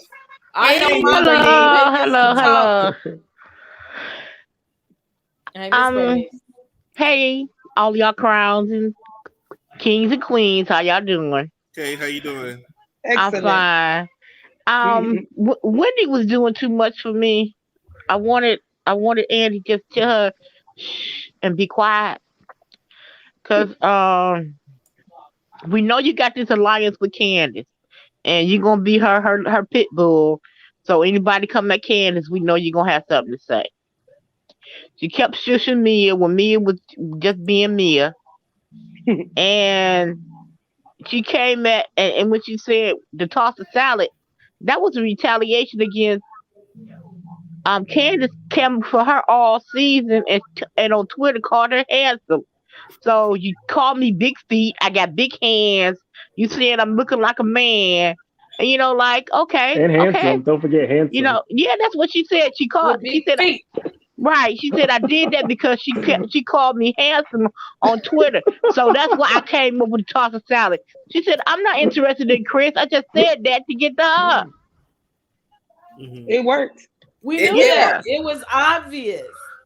You don't think Mia's handsome, Miss Bernice? I think Mia is a beautiful, beautiful woman. She may have manly features, but she's still a beautiful woman. Because my hands are big too.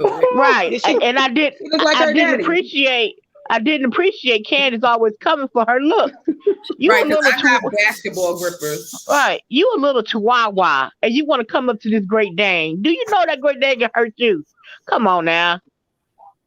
Be smart about it. Don't be and Wendy, her jealousy, her insecurity with Mia, when Eddie put down her name and she looked at her like, erase that. I was telling somebody, I said, if I'm in a relationship with a man and I'm confident in myself and he confident in himself, he's not going to have me. If I see another handsome black man or whatever man, I'm like, ooh, he look good. That's nothing against him. Mm-hmm. Absolutely not. Someone else being attractive doesn't take anything away from you. Right. If he see a beautiful woman and he say, "Oh, she's beautiful," that's nothing against me. Mm-hmm. Yeah, I find it strange when men don't men be so scared. That's like a red flag for me. Like if they don't compliment another woman, because sometimes I look at women and I'm like, "Oh my gosh, she's gorgeous, she's beautiful, right? Oh, nice." I'm always complimenting women, and like if I as a woman could compliment women, and you as a man, and you're in front of me, and you're like, I don't want to say nothing. It's like, what are you hiding from? What are you doing? Right. Like, if a woman is attractive, she's attractive. Her being attractive doesn't take anything away from me. Exactly. And Wendy wasn't mature enough with her 4 degrees to see that. Really? And that when she pulled out the folder. Yes, sir. Okay, real quick. So we're saying Wendy is not secure, right? Maybe she picked up on the fact that this woman is the type to walk around in a thong in front of other women's husbands. Maybe she picked up on the type that this woman is the type to say that other women's husbands are trying to toss her salad or won't look her in the eye, right? Like sometimes you can see people and know exactly what they're going to put out. Eddie didn't look her in the eye because he didn't want to take the ramifications from his wife. Eddie don't look no woman in the eye. Eddie he don't look no because he know his wife. Why you looking at her like that? He know his wife. He gonna hear from his wife. So why would he do that? In certain times in relationships, you know your partner, and you know what they may. It's not to say that she wants to be Mia, but he probably know his wife's insecurity. Like this girl right here, I'm not going to even show her anything because it's going to give my wife room to say something because I already know how my wife probably secretly feels. Because obviously, she probably felt away. Right. There's nothing wrong with going to have surgery. If you don't like the way you look, or if you feel that you can improve something, go do it.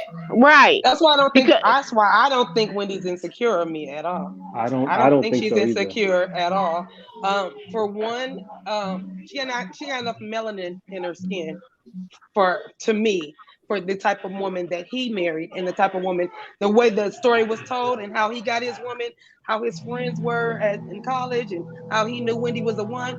I don't see that her being insecure at all. That's not my thing. But everybody has insecurity, regardless. You may not want to admit it, but you do. But the point, getting back to the other point, is when you said the way she dressed. Now, I don't want scantily clad women dressing in front of my man if we are on a girls trip together. Right. I can't help a woman on the street dressing like that. She on the street, she doing her thing, whatever. But if we all together as a group, you shouldn't be dressed like that. But some women do because they're confident in their body. And so Wendy is turning into that too. You see how Wendy is starting to dress. Wendy started, show a little bit. Yeah, but that I definitely agree with you. Like Mia shouldn't have been down, with her whole. No, I would have told Mia. Mia, you need to go put something. Yeah, she should have put something on. Like you were friends with their husbands. You shouldn't be dressing all seductive down to the kitchen table. Like stop. Like just put something on. We're not on the beach, girl. Right. But we ain't at the swimming pool. And then Yeah. But I do think that Wendy, because sometimes you want to wear certain things. Because I know I had weight loss surgery. I weighed almost 300 pounds. I wanted to wear certain things. And I knew it didn't look right on me, period. Like I said, it did not look right on me. It's not, I could dress it up, and I never not dressed. I've dressed all my life. Like this is normal for me. Like this is me every day. You can pull, I'm looking like this every day. My wigs is changing every day.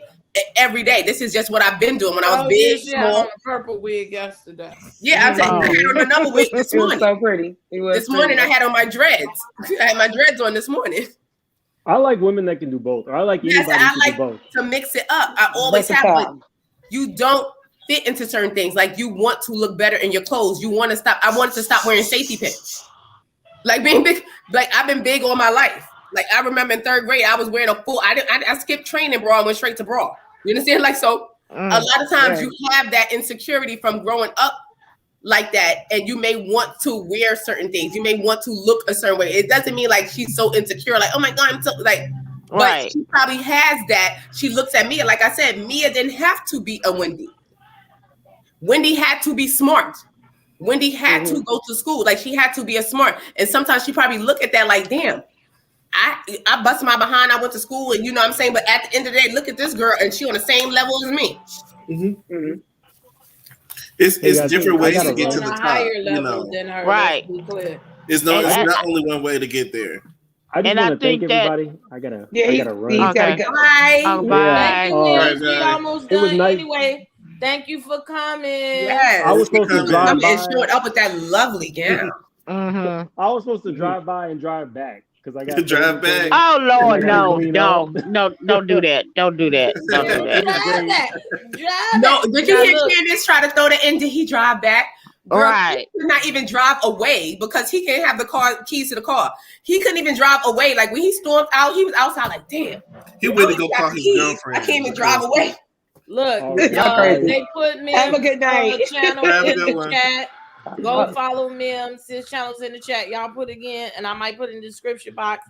Thank you, Mims, for coming. Thanks, Mims. Have a good night. Bye. Have a good night. Nice meeting everybody. Okay. You too.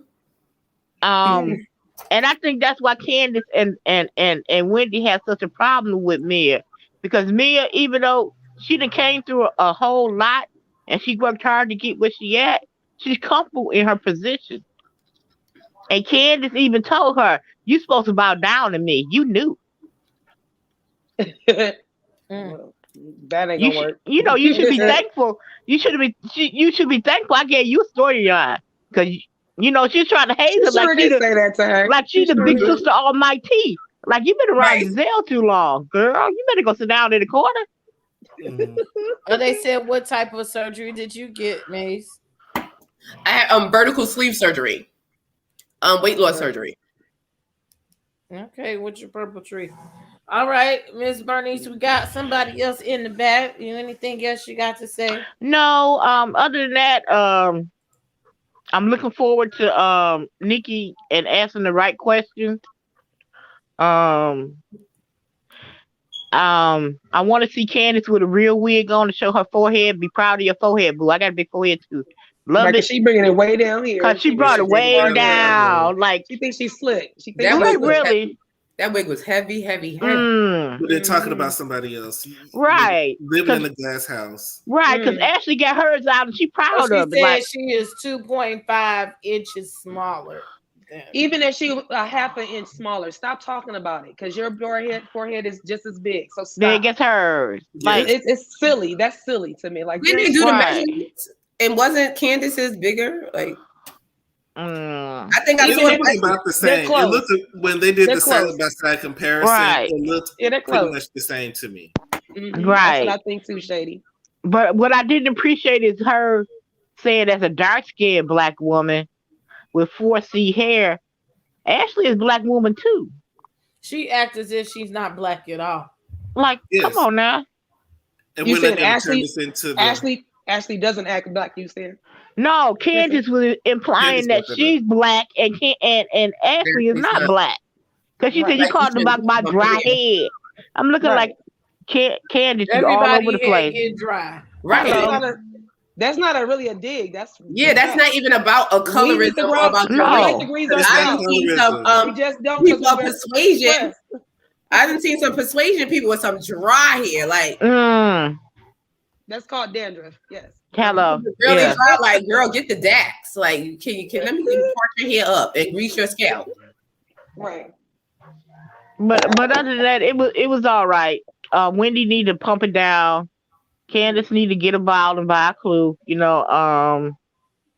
And she want to be tough, and then she want to cry. You can't have it both ways, boo. You either gonna be tough and stand in what you do, or you're gonna always be the petulant child. Well, I did this because you did this to me.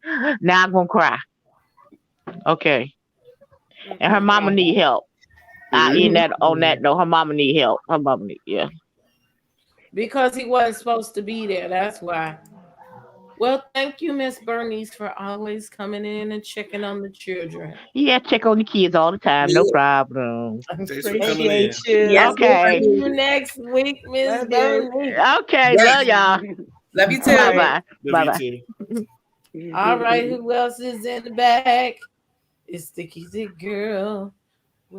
Girl. And right before she comes in again, like the video, please. Please press like. Send us don't cost nothing. Likes are free. Hit the like. In the replay game. What up, booze? Yes, because that's what I always catch a good replay. Yeah, I need your support here. I need your likes and subscribes. I need you to join the channel. I need you to send a super chat or a cash out. Thank you so much. I don't know when the last time I got a cash up. Good, googly, muggly. I think the folks don't like me, okay? Yes, we do appreciate the cash apps. The ones who send us a cash app, we really appreciate it. And shout out to Sean who sent me one tonight. Oh, that's sweet. Yes. Yeah. And look, I tell them subscribe. They damn near like they unsubscribe. Look, I need y'all to just show me some appreciation. I work hard. At least you really do. And look pretty at doing it too. Yeah. Come on up here. Miss Thick Girl, how are you doing? Hey, how you doing? Everybody. Good evening, Thick Girl. Yeah, how you doing? I pulled something in my back, so I'm laying down because I got to cook for the kiddos, and it's Thanksgiving. They like, I don't care if your back, your neck, your ass hurt. You better put something in there. You better get it up. You better get it right. I'm prepping after I get off. Me too. That's exactly what I'm about to do. They be ordering pizza because I be damned. I'm barely gonna cook anything this year because I don't cook stuff for Thanksgiving, and this is the second year I got hoodwinked, bamboozled, swindled into the shit. But we led astray. We're just gonna have my kids look at me like I'm crazy for the next 2 days, okay? We're not having no turkey. We're gonna have a turkey wing only because my daughter asked for a turkey wing. Turkey. Ooh, are you gonna fry them? Have you ever had fried turkey wings? No, I don't have nothing to fry nothing in. Yeah. Girl, you got to take some fried turkey wings. You boil them down. Ribs too. Fried ribs too. I boil the turkey wings down, tender, season them up, flour them down, and fry them. And do not. So you cook them first and then you fry it. I did not know that part. Yeah, you boil them your time because they're gonna be hard. Girl, they gonna be rough. You know, because I've seen some hard ones. I don't think they boiled this. You boil them down a little bit till they're a little tender, and then you take them out, season them up, and then I put the seasoning in the water while I'm boiling them as well. Do that. Better. Me too. And then I take them out, and then I put some onions and bell peppers. Yeah, I do y'all all making that. me It's all a hungry. damn soup. And I'm just all about the dressing. Fried turkey wings, that skin on that turkey, you know the skin is good on the turkey wing when it's baked. So you know if you fry it, what you done did. I love the tip. I be like, give me the tip. You don't want it, move. I take all the tips off. Oh my God, yes, and that peanut oil. Yes, Keisha. See, that's why I had to have the operation, y'all. See, this is what I was about to say. Y'all see, yesterday she was talking about, I want a whole chicken. I want a whole chicken. Yeah. Mace got weight problems for real. She can't wait to eat. Right. And then because I got my scamming here on the side. Keisha, I don't want to do that shit. I barely wants to cook. Okay, I'm mad that I got a young man that I gotta sit up here and he called, you don't cook no more, and I be like, well, shit, the kids is grown and gone. The restaurant's cooked. Let's go. You gotta cook while I'm on the show. Princess is like a restaurant. Let them cook for us. Don't be mad. Yeah, sometimes it's like that.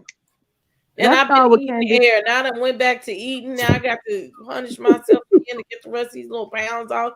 I'm like, it was a purpose for me not cooking. I was eating air. Shit. So let's talk about Candace in this dry wig comment. Go ahead. How can you be, well, not dry wig, she said dry hair. How can you be mad because the night that she said it, you had a damn wrap on? Any other time, you got a wig on. We ain't never even seen your real damn hair. So how can she be being colorless to you? No, but not on the show, though. I'm with Thick Girl. Not on the show, she hasn't shown it. She be being colorless if you ain't never showed your hair. Well, let's go back. She slicks her hair from the ponytails. And then she brushed that ponytail that I hate all the time, except for when she was on a reunion last year. That reunion ponytail was banging because it was the way they braided or twisted or whatever that was banging. But the butterfly any other time, yeah. But what all the other ones, I don't like. The hair is too different. I don't like it. No, it ain't. No, it's not. It's not that. I think it was a cop out. That wig that she had on that night was dry as hell. That damn thing looked like it was in the desert. So how you gonna be mad when you go on the whole dry wig? That's why we saying you can't be mad. That's not even that a dig. That's kind of factual. You've been covering, girl. Back. We're not gonna do that. Victim as always. I'm tired of her. That should be our thing. When people say victim, we should.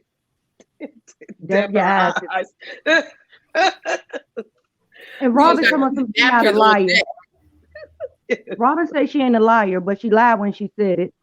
Right. She been lying. Her whole storyline was a lie. She's not a liar, but you had lied. Her whole storyline was a lie. Then you're going to lie and say Juan came back. Y'all know Juan did not drive back. Because if they did, they would have rolled that beautiful footage of him coming back. Right, drove off. Of everything else, but except for that. So we know she was lying. Girl, bye. He drove back because he was on ride. He had to come back and get her. Yeah, later on. He probably came back after the producers left, and after they stopped filming, the scene was over. Exactly. Right. He came back to make sure that embellished. Because then he went to the right spot. Stuff, right? He gave him mic. Yes, he left everything. He took everything off. He took everything off, and then was like, "I'm out." Almost ran her over. I better go get my wife. He almost ran her over. The girl. Almost rolled the arm. I just thought it was the hand being. I just thought it was the hand and the arm being rolled up. He almost ran her over. Okay. Right. He was going, and he didn't come back. Those producers probably was back there like, "Was she lying?" When Andy said she had a loose leaf binder, I died. I say yes because you doing away a little too much, sis. Sit back. It wasn't given the same. Yeah, it wasn't given that same energy.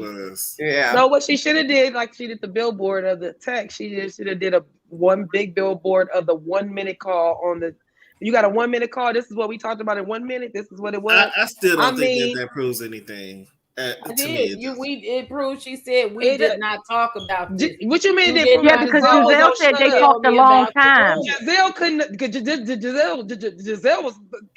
What are you talking about? She proved her wrong for sure. She was stuttering. The neck was like the little turkey. Don't play with me. You know they don't look like because she said they talked for a long time. She said, "Remember, you called on me and we talked for a good while. A minute is not a good while." She didn't talk to her for a long time. You pulled up a conversation. No, she had. She had all of them. She had more than one sheet. She had more than one sheet. And Giselle didn't dispute it, or at least she didn't dispute it. Let it look exactly. That way. Just unless. Sometimes Giselle does get that little, I'm not saying nothing, but I don't think so. I think she really couldn't say nothing because she really got her. Like, okay, maybe I did put a little 2 on a 10. It's okay. We all do it. It's okay. You can tell when Giselle does that because she started looking like a slinky up around the neck. There you go. That's all I'm saying. There you go, baby. And then it starts sliding down because she had pulled it up. Everything starts falling. Y'all gonna get on her about her neck. I think she's like, I'm getting one too. It's gonna be okay. That's why I keep the little feather. It's all right. We're gonna just get some good old scarves. No, baby, long enough. You just do one of these. Go ahead, big girl. I'm sorry. It's your mess. Michael isn't overtly sexual with anybody on the cast. No, he's not overtly sexual with you or any of the ladies, but he's been overtly sexual with Juan and the male staff. Like, stop playing. Like, we don't know your husband is a whole goddamn creep. G may talk the dumb stuff, but he ain't not put his hands on nobody. He never put his hands on anybody, so yeah. And we all understand that G. All he did was mess with you while you were asleep, and then you couldn't even believe that they apologized. Why? Because Michael don't apologize for anything he does or says to you. So that was refreshing for you. I think she can believe he apologized because she knows she was wrong. I think the way she came off on him, overreacted. Yeah, overreacted. Yeah, for sure. I don't think she overreacted. I think that she reacted in response to what he was on the bus. I feel like I think he put 20 on 10 on that bus. I feel like he was drunk. He was drunk. Shady, you say how many people don't get cheese when they go to sleep? The way she responded on the bus, I can understand it. If I'm trying to sleep and somebody keeps antagonizing me, I'm gonna go off too. No, he didn't antagonize her though. He only said it once. And she woke up and she carried the conversation after that. So she instead of going back to sleep, she kept talking. She could have went back to sleep. When she came back to the table, she brought it back up. But her initial emotion when she had it on the bus, I understood it. But if I get it because she was the one that carried it all the way to the left. She the one kept talking when G said, "Well, I'm gonna keep." She woke up all the way out her sleep, and if you're that sleepy, why you just ain't stay in the house and got you some rest? I think that they all going to vote. It's the question, and that's why Nicki Minaj asked her that question. They were all drinking. For Nicki's that's because question. Nicki did. She opened up and she came with it. Candy came. She came straight for Ashley. Now hold up, Candy came. But she's gonna get on Candace in this music career, and from what I'm hearing, she asked Candace to sing, and Candace refused to sing. But we'll worry about next episode. You know, you could have did that. You could have hit Candace note. I could have. Candace is always singing though. But in my opinion, but Candace is always singing. Come on, that fool was. She'll try to act like the Braxton Sisters. You know, they make up a song about the damn grass and drinking stuff. You know, so I don't think that Candace is not gonna sing. I think it's gonna catch her off guard, but I think she's gonna be like, you know, she could do. I need some singing earlier. I need some water. Yeah, she sing every 5 minutes. Thank you. I kind of understand. She was taking it back. You know, yeah, it might have caught up guard because Nikki's asking her, but I think the girl sings all the time. It's not like we don't think the girl can sing. Does she sing well? I don't think she's the best singer. Like that part, Shady. Does she sing well? Okay, hold on. That's not the point. I'm not a Candace fan, but as a singer, first of all, and now a certified. As soon as they give my certificate, a certified audio engineer. I think that the part of this, the part of this is they said it on the live also that she uses auto-tune. First of all, we've already heard Candace sing. Candace can hold a tune. She might not be able to sing like Whitney or something like that, but Candace can sing. Now, because I am an auto engineer and I know the difference between auto-tune, heavy auto-tune, and reverb, she does do reverb. Her voice is not fully auto-tuned because I can sit up here and play you a track that I have mastered and I can show you where I turned up the auto-tune versus the way it was in the beginning. She has several songs. All of them are not auto-tuned. If you sit and listen, I got a question. The girl can sing. Give that to her. She sang a cappella. She sang all through the fucking episodes. She can all the sing. Time. I got a question. I think she can sing, but I think she could yang around the house. I don't think that it's a full career. Like, all right, because like I can sing. If Sierra can have a career, Sierra has talent and she can dance. She can dance. She can't sing. Sierra can dance. Aaliyah, y'all can be mad if you want to. If Aaliyah can have a career, because she for damn sure ain't no singer. Okay. Then Mary J. Blige got a whole career. She ain't no singer. Who? Mary J. She can't sing. She all right. She can hold some good notes. She's a studio singer. Yeah, and that's what Candace is. Candace is a studio singer. At the end of the day, I think it's about entertainment. I don't care what none of y'all say. I don't think Candace gives me anything of entertainment. Like I want to see. Like for me personally, I'm like my question is entertainment versus singing. A lot of these singers cannot sing. Look at the cheetah girl, that old evil wench over there. Oh yeah, down there to the blueprint. Achilles. She know for damn sure the bitch can't sing, but she got platinum records. Okay, so entertaining and singing are two different things. Wait, did y'all see her solo song? Singing are two different things. What's the one? The mechanics of singing and staying in tune, or learning just to hum a tune and stay on your note, so that you could sell a record is two different things. That's what I just said. I got a question. I don't see myself buying this record. Did Ashley put her foot and her heart and her soul in her song? I said, and she still can't sing. She really can't sing. She can't sing or sing. And then they played the song. I said, or dance. Out here selling records, okay? That was a high school. That's a lot of them. That's what it is. There's studio singers and there's singers. Mm-hmm. But I was just laughing at the fact that Ashley had to throw in there when they asked her, well, Ashley, you know, have you listened to the song? I haven't listened to the music yet. Well, you know, did she sing better as good as your song? Oh no, I put my foot in that. Well, if you don't believe it, nobody else will. You better say that shit, okay? Girl, she said Michael ain't creepy. I didn't say she shouldn't. I'm not saying she shouldn't, but I'm saying, so you said your tone sounds better than Candace's tone, because when we talk about singing, not what the song sound like, but singing wise, that's where I was Yo, at with it. I'm not looking for neither one of them, to be honest. Edith, I'm not going to talk about Candace starting her singing career because at 41, you finna find my first EP coming out. So whenever you get it going is when you get it going.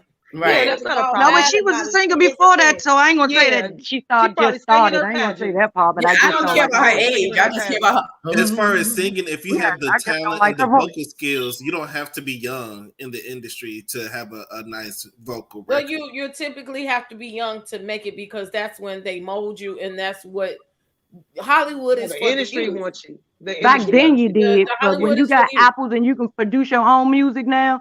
Yeah, you can. That don't mean if you people like it, they like it. If they like that I got to pay a lot of money coming up for this goddamn equipment that I got to do. Like I said, I'm not living off these super chats, and I got to hustle in order to get the stuff that I really need in order to engineer the way I need to work. Computers cost, speakers cost, cords cost, programs alone cost. The auto-tune program that I really want that costs is $399. That's just one program, okay? Top of the line program. These programs cost thousands of dollars, much less if I think about getting a full studio. The shit costs. Right. It's a lot. It does. Yeah, Candace still not getting none of my listening. I'm not listening to her album. Sorry. I watched a video about Chloe and Halle today. I went to California. And how Beyonce, it's obvious that Beyonce has molded Chloe into the superstar that she is. But they were saying that Chloe wasn't, and Halle ain't selling records like that. But is she a superstar? Nice. Because I think she's like ass cheeks, and now she's selling records. Lord have mercy. I think the real star is her sister, and I don't even know who told her. I'm with Matthew Knowles when they said that Beyonce. Who told you that you the next Beyonce? Like I don't see it. That's the younger generation. That's what they're other people. That's young. As long as y'all hear it out of her mouth, it's okay. And she didn't young. But the way she was down to the thing, licking on that lollipop, talking about I didn't like that. I didn't like it. I am a Beyonce fan from high school. She ain't no Beyonce. Think that Chloe ain't been molded by Mother Tina herself in order to go down the same machine and the same trajectory as Beyonce. You are fooling yourself. They probably are trying, even in the video. They are. It's not going to work, and at the end of the day, it's going to ruin that girl career. That girl career is going to be finished. I think she's being molded, but I think that she's not there yet, and they're comparing. But there's two of them, so y'all only think they only doing the one? No, I said no, but that other one, the quieter one. Yeah, the other one is in the acting mode. That one that's out front, the one they keep saying that's reminiscent of Beyonce. I don't see it, but I don't see it for her. I feel like Halle's the better vocalist. I don't feel she got star quality. She don't have the staying power. She's coming because they didn't like Beyonce then. But look at they didn't like her at the beginning. No, they did. I didn't like Beyonce in the beginning. She got it. They did. I want to bet money on that shit. Yeah, I want to see. I like her. They're not even going to allow her to not succeed. I want to see. That.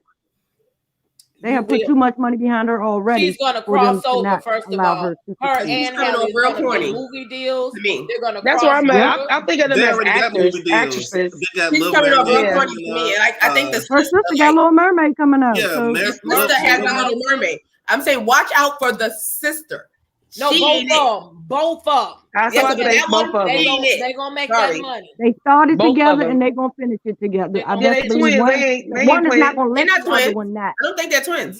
It is not what you think. They're not twins, they are twins. They're close. They're not twins. One is younger than the other. They are fraternal twins. Yes, they are. Yes, they are twins. They're twins. They're twins.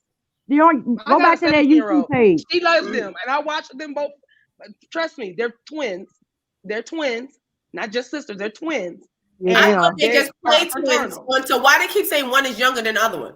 Because they look one is smaller than because one looks younger than the other. Because one is thick and one is thin. Like by minute, like they're younger. Yeah, she an hour later. She has an hour younger. Or something like that. They are twins though. Look, I don't see one all off on the subject. That's a whole nother thing. Y'all want to get me into this horrific. If we don't go down the rabbit hole on this live, it wouldn't be alive. It wouldn't be this live. You know, we always got to To get sum it all up, I'm not in line to buy Candace. No, they're album. not. They're not twins. They're not twins. Their ages? They said maybe. They said while the two may look like twins, they are actually just sisters, 2 years older, 2 years apart. They're not twins. Is that a credible source? Yes, it's the Daily Sun and several of them. You got all of them. I didn't know that. As I said, they're not twins. They play twins on that show. On the show Grownish. What show? I don't remember them being on no show. Grownish. Yes, they're on Grownish. I never watched that show, so I don't know. I like Grownish. They're on Grownish, and they play twins on the show. But I was like, they're not twins. Are they still on the show? I believe so. Yes. I believe, but the show I think is in this. Oh no, there's the other ones in the final seasons. Blackish, but they play twins on the show, but they're not really twins. One is younger than the other one. I still don't see them leaving each other. I don't see them leaving each other, but I think not leaving. They both gonna blow up this. But as your careers grow, I think because it goes a different path. Like because the younger sister is going more of a pop, like she's going more like R&B. Like I'm R&B. I'm trying to be shake it, you know, whatever. The other one's playing The Little Mermaid. She has to be a little bit more wholesome. They're both gonna be. That's what I'm saying. They're playing Little Mermaid. So to be wholesome in the world of the business and the entertainment and what runs the entertainment world, who's going to move faster, playing The Little Mermaid or cha? I just feel like Chloe with the overt, you know, booty out. Because she's trying so hard till she's going to ruin her own shit by trying so hard. She just because that's what she's being told to do. She's not doing that on her own. It's uncomfortable. Like it looks like a train wreck. Every time I see that girl perform, I'm like, to me, but the younger generation think that. Do you not see that crest that she got just like Beyonce? And guess who's finna get a crest? I'm finna make one, Princess, because you gonna join my fraternity too. Which dress is that? Huh? She said crest. What dress is that? Not dress. Oh, the crest, the same fraternity crest that Beyonce made for Coachella on Have Mercy. Chloe has a crest for her branding. And I said, well, why can't I have one too? And I'm gonna give you have all the crest you want. But don't see it for that girl. I wish she does because I would love to see her succeed. But I think that if she keeps going down the same road she's going by trying so hard, popping it and blazing the thing. And I think that's who she is a little bit. Yeah, probably she's is. Girl. They just said she's 25 now. They just said in the chat she's 25 and 23. They were made to be wholesome for so long. Let her do it. No, yeah, she can. Like she is, but it's like overtly trying. Like the other little girl. You ever see the little girl from Blackish? At your early 20s. What's the little girl name from Blackish? How old is that little girl from Blackish? The little girl, Marcia. Her name is Marcia. She was messing with Solange's son, so she out in the street. She out there too. No, what I'm saying is, you see how grown she tries to be. Like on the show, she plays her character, whatever, and she's a producer. In real life, she's grown. This girl is a millionaire. This girl is a producer behind the scenes. She's doing a lot. But like I said, on her, you see that she's trying to dress old. It looks like a little kid playing dress up. But she is. That's what it looks. It looks like you're in your mother's clothes, girl. Like go sit down. Just look weird, but she's it looks weird. And by Chloe being overtly trying to be sexy and hi, I'm waiting for y'all. She just like, don't know herself. Girl, like leave that girl alone. Mace get on my nerves. We gonna take your cup. That's all. She gonna figure it out. Somebody take Mace's cup. It was just irking for me. It got on my nerves. I was like, no, don't sip no more, Mace. Somebody don't sip no more, Mace. This girl. Mace, stop sipping. Stop sipping, Mace. She's just in the public eye. She's growing up in the public eye. And so she's a little that's hard to do. That's all. That's all I see. Yeah, she is. Mace, you just made a lot of men's dreams come true licking that damn pen like that, doing all that. And I got my tongue ring too. Let's get out of here. Thank you, thick girl. You got anything left to say real quick? I forgot what I had to say. Thank y'all. Y'all be good. You out. Good night. Go get your wine glass from Cups by Thick Girls because I see your glass. You need sparkle on it. So go get yours. I'm gonna get me some. I think I'm gonna get me some this weekend. Yeah, go get yours because you need some sparkles on there. Yes, stop drinking out of that one. because you are done for the night. Okay. Yes. Love y'all. Love you too. Love you too. Have a good one. Oh man, this is an interesting show. Mm-hmm. Yes, we don't want to I look like my eye got bags under my eyes. I'm trying to get my schedule back. I look like I'm tired. I got a little bushy eyed and what is it? Bright eyed and bushy tailed. And I think bushy tail. Try to tape another video before I turn it in and do some other work. Mm-hmm. You taped one last night again? Please I taped one last night. It is up. Oh, no, then you mean it. Yeah, okay. Princess, look, let me get the link. Let me get the link and put it in the chat. It is. I have to rewatch it. I check it out. Review on the girls trip. No, me and I'm sorry, California Cutie, because okay. Yeah, she tired. We did the video. We ended up doing girls trip because neither one of us could find Huntsville. I know. I like the video. I liked it because I like that. Yeah, I was in the chat. I was in the chat last night. Yeah, I had to watch the replay. I fell asleep, but I watched the replay. When I see you, I say she sleep. She sleep. Because that's my show. I love that show. I really like the combination how they mix the white. They should put that one up regularly. It should be on regular Bravo. I don't know why it's on Peacock. It really needs to be because on regular they trying to get you to watch the other channels. But look, I did the review for House of Gucci. It comes out on Wednesday. It comes out for Thanksgiving. I know I got some flack. Somebody said, I don't know why black people is into it. I understand. I love it. And then they said they don't respect us. But from watching and also doing my research I found out that the Gucci family don't even own Gucci anymore. I want to see. I've never bought anything Gucci. Not that I don't like to watch the rise and the fall of how did the company start, who stole what. It's just interesting. It's like a lifetime. It was informative. I like the acting. You could watch the history of it, like some actual documentaries, which I've been finding on YouTube since I went to watch it. But the movie gives you the basic hollow background, the skeleton of what happened with the Gucci family, the background, the start of the Gucci name, and just really got to the crux of it was about the relationship of Maurizio Gucci and Patrizia Reggiani, and how it's just a lot of them people did each other dirty. I ain't never seen no cold-blooded shit like that. And how she had him murdered. Like, you really hated her. She had him murdered for some money and for the estate. But they say that Lady Gaga got stuck in the role. Yeah, kind of. That happens sometimes when you get in the character. They have the Michael B. Jordan too. You have to see a psychiatrist afterwards. I'm trying not to ruin it, Thimmy, but it's just out there as a documentary. I'm giving just the. I can't wait to see your review because I want to see it. Thank you. I live in Paris. It wasn't in the Seminars over there. Yes, it is. It starts on Wednesday. I know it came out in London. They said, a couple of weeks ago. So it is about this. She had him murdered. And I found out after, they don't talk about it in the movie, but she ended up, when she got out of jail, because she is out of jail now, she had to sue the estate, which is her children, in order to get her back alimony and shit. To get her money. Like, that lady is about her money. She's about her paper. She is about her money, and I'm not mad at her. They are Italian, if correct, right?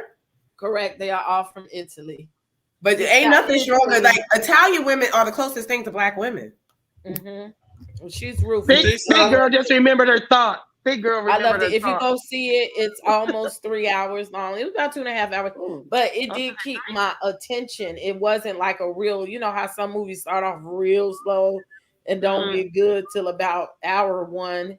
You did get a chance to see the history, and it was like, ooh, oh, okay, the lights and the glorification of money, and then you got to see the shady parts of it too, what they went through. So it was emotionally, like a roller coaster and all of that kind of stuff. So it was good to me. It's a mixed review on the movie, but I liked it, and I like the history of the fashion and all that. Themi is saying she's in Paris, so that's why it may not be out Wednesday because she's in Paris. But I know overseas they had a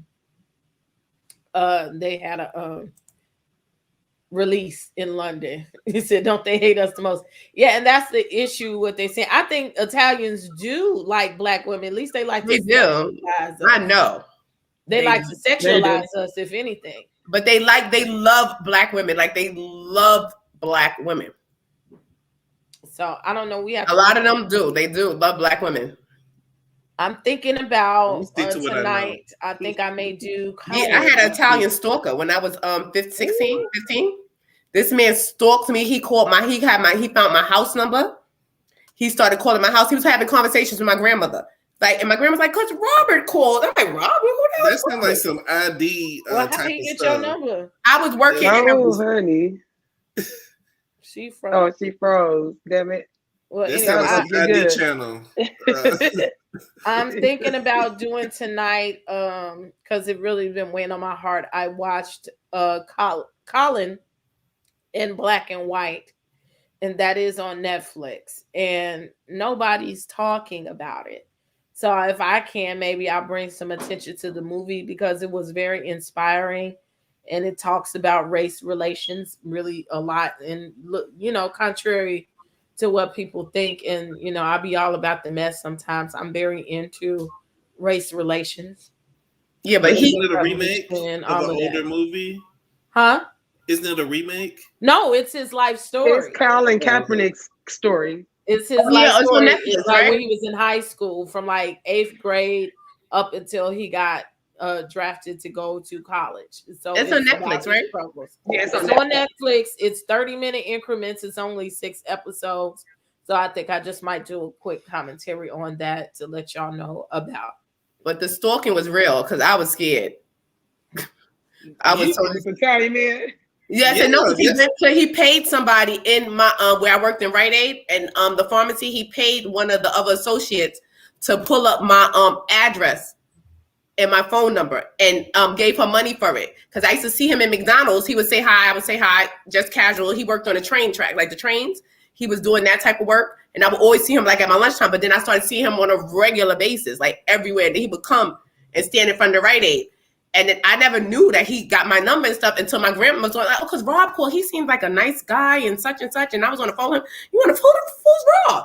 So she said Rob, and she said his last name. I'm like, "I don't know any Rob." And then later on, he was like, "I was talking to your grandmother on the phone. How did you get my number?" And he was very stalkish, like police on your ass. Your ass might get beat fucking around. And you was a kid. You was a kid, and he was a man. Because I was lying about my age to work in Rite Aid. Because I lied and said I was 16, and I think I was like probably 15 or. I'm glad you're okay. Yeah, he was a man. I believe he was a man because he had to be in his 20s at the time. Yeah, that's too old. That's too old. Too grown, too old, and no.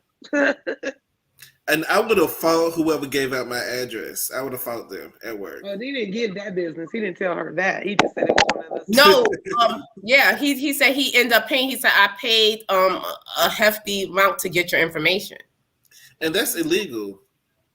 And I never really found out because I would have fought them. I want to find out who did it because it probably was a person. So it was several employees that worked there, so I didn't pinpoint who did it. He wouldn't say who. He probably gave out a lot of money. He probably was getting a lot of your coworkers. At the time, it was just scary. Like at the time, at first, I was laughing it off, like, "Oh my god!" Like, but then because you don't realize this, since it's really serious at that age. Mm-hmm. You're so young till you're laughing it off, like, "Oh my god, he's stalking me." Oh please, you don't think that you can be killed. And later on, like as I got older and started seeing the world, I was like, wow, Mm-hmm. That's crazy. Yeah, that is crazy. I'm glad you were right. Well, I survived stalking. You must have been mighty fine. Okay. I was a tenderoni. Not enough 15. You should be. No, I was big. I was big. Men are disgusting. She was a thick girl, though. She was a thick girl, so she looked older for sure.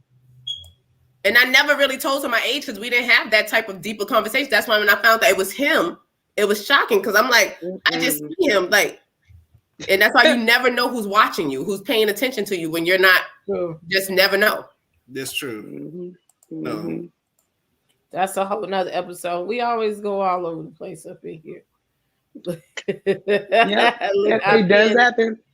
I pinned the other YouTube page in the comments now, and then at the end of the month, I should be able to change the page to actually Princess AV. Tried it.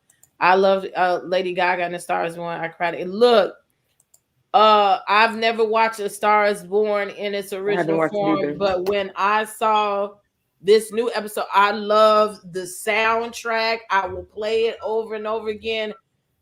Hey, Arizona sky burning in your eyes. Look, that is my shit there. Okay, I like that you are eclectic, Princess. Me too. I love all types of music. Like Emma.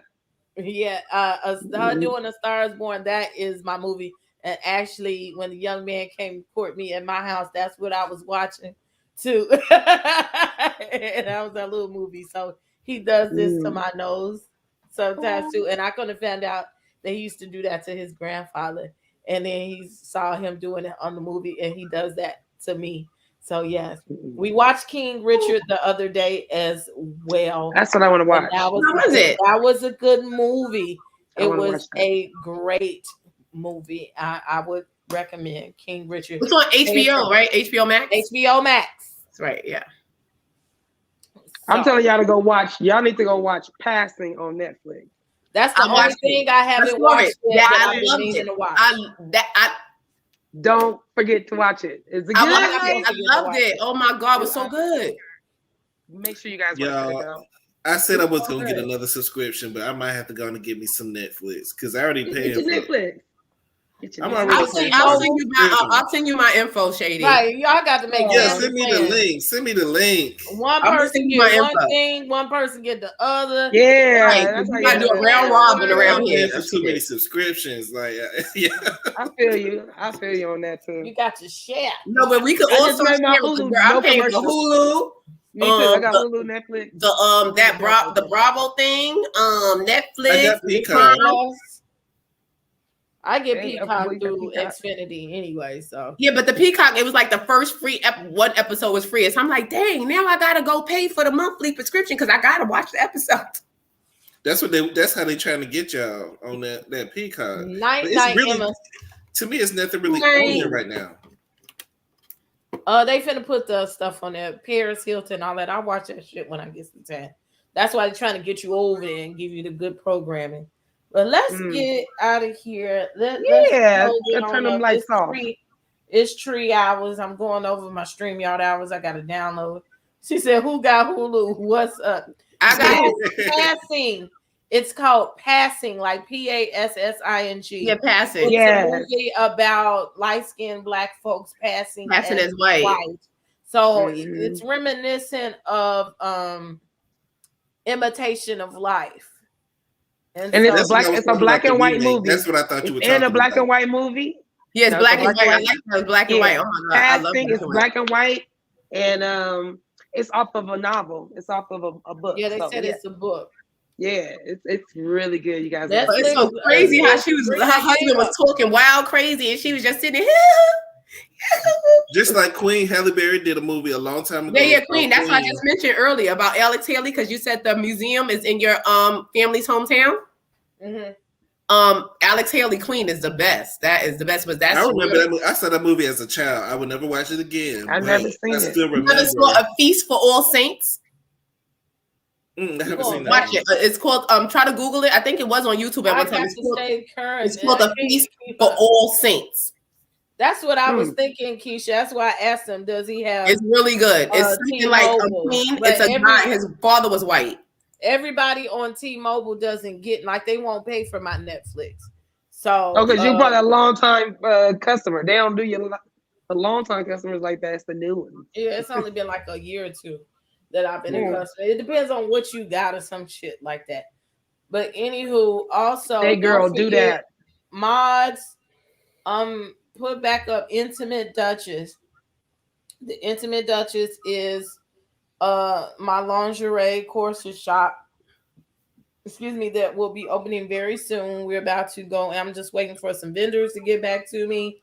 We'll be putting stuff on there, bras and girdles and things on the website. But if you go to theintimateduchess.com real soon, now you could be on the mailing list so that you can be sent out a notice that when we go public, you can purchase some bras and panties and things, especially if you got some tatas like these, baby.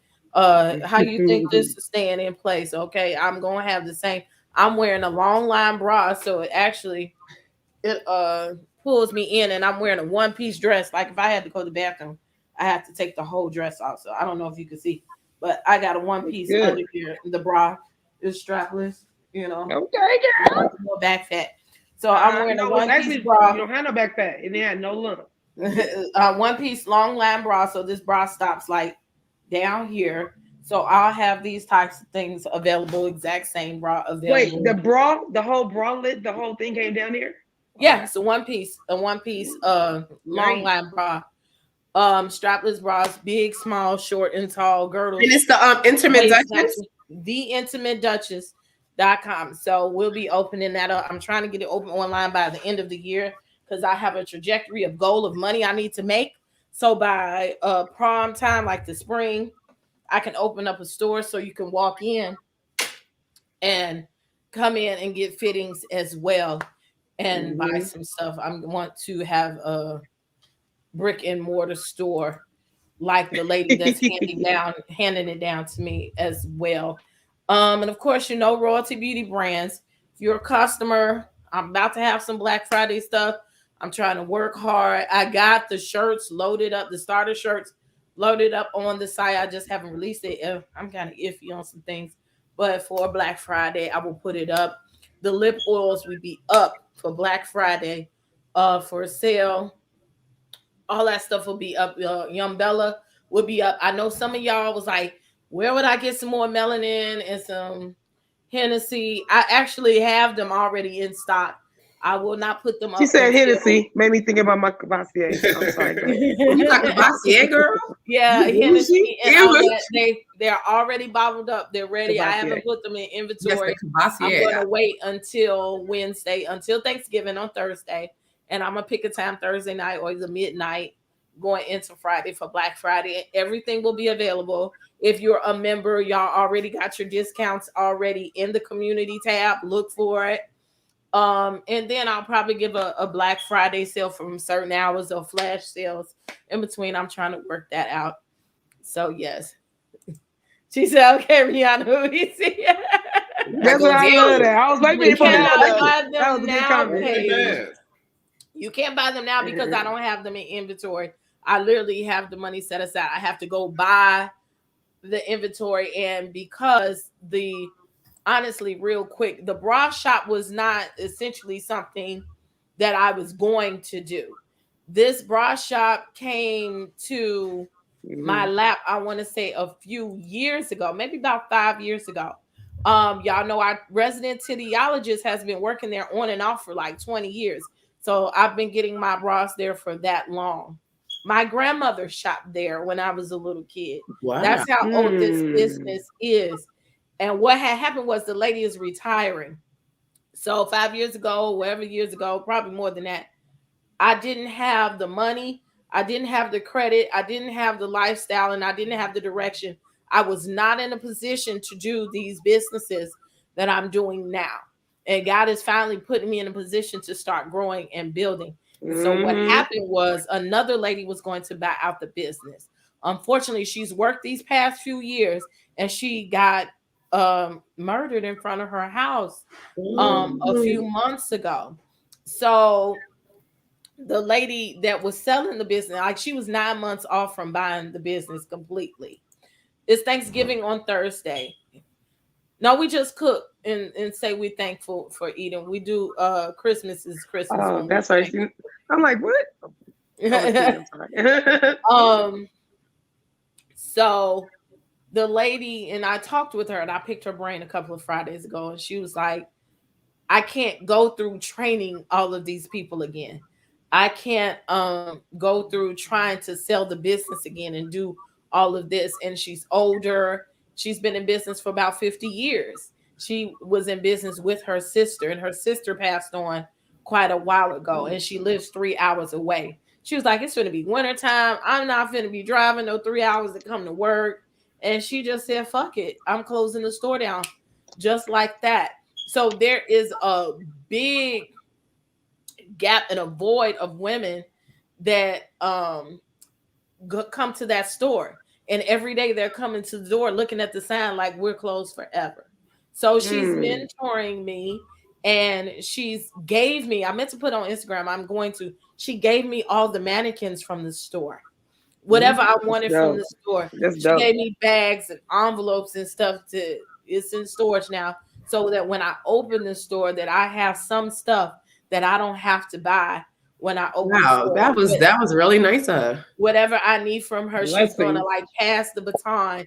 And people like, well, why don't you just buy the name? And I'm like, I don't want to buy the name. I love the fact that it belongs to me, and I don't have to argue with her about, well, what I think from this company is what this is. No, this is mine. And I have a partner to help me. My friend is my partner, and she's going to do some of the back work for me. She's doing the vendor work for me, and she's going to teach me how to fit the women.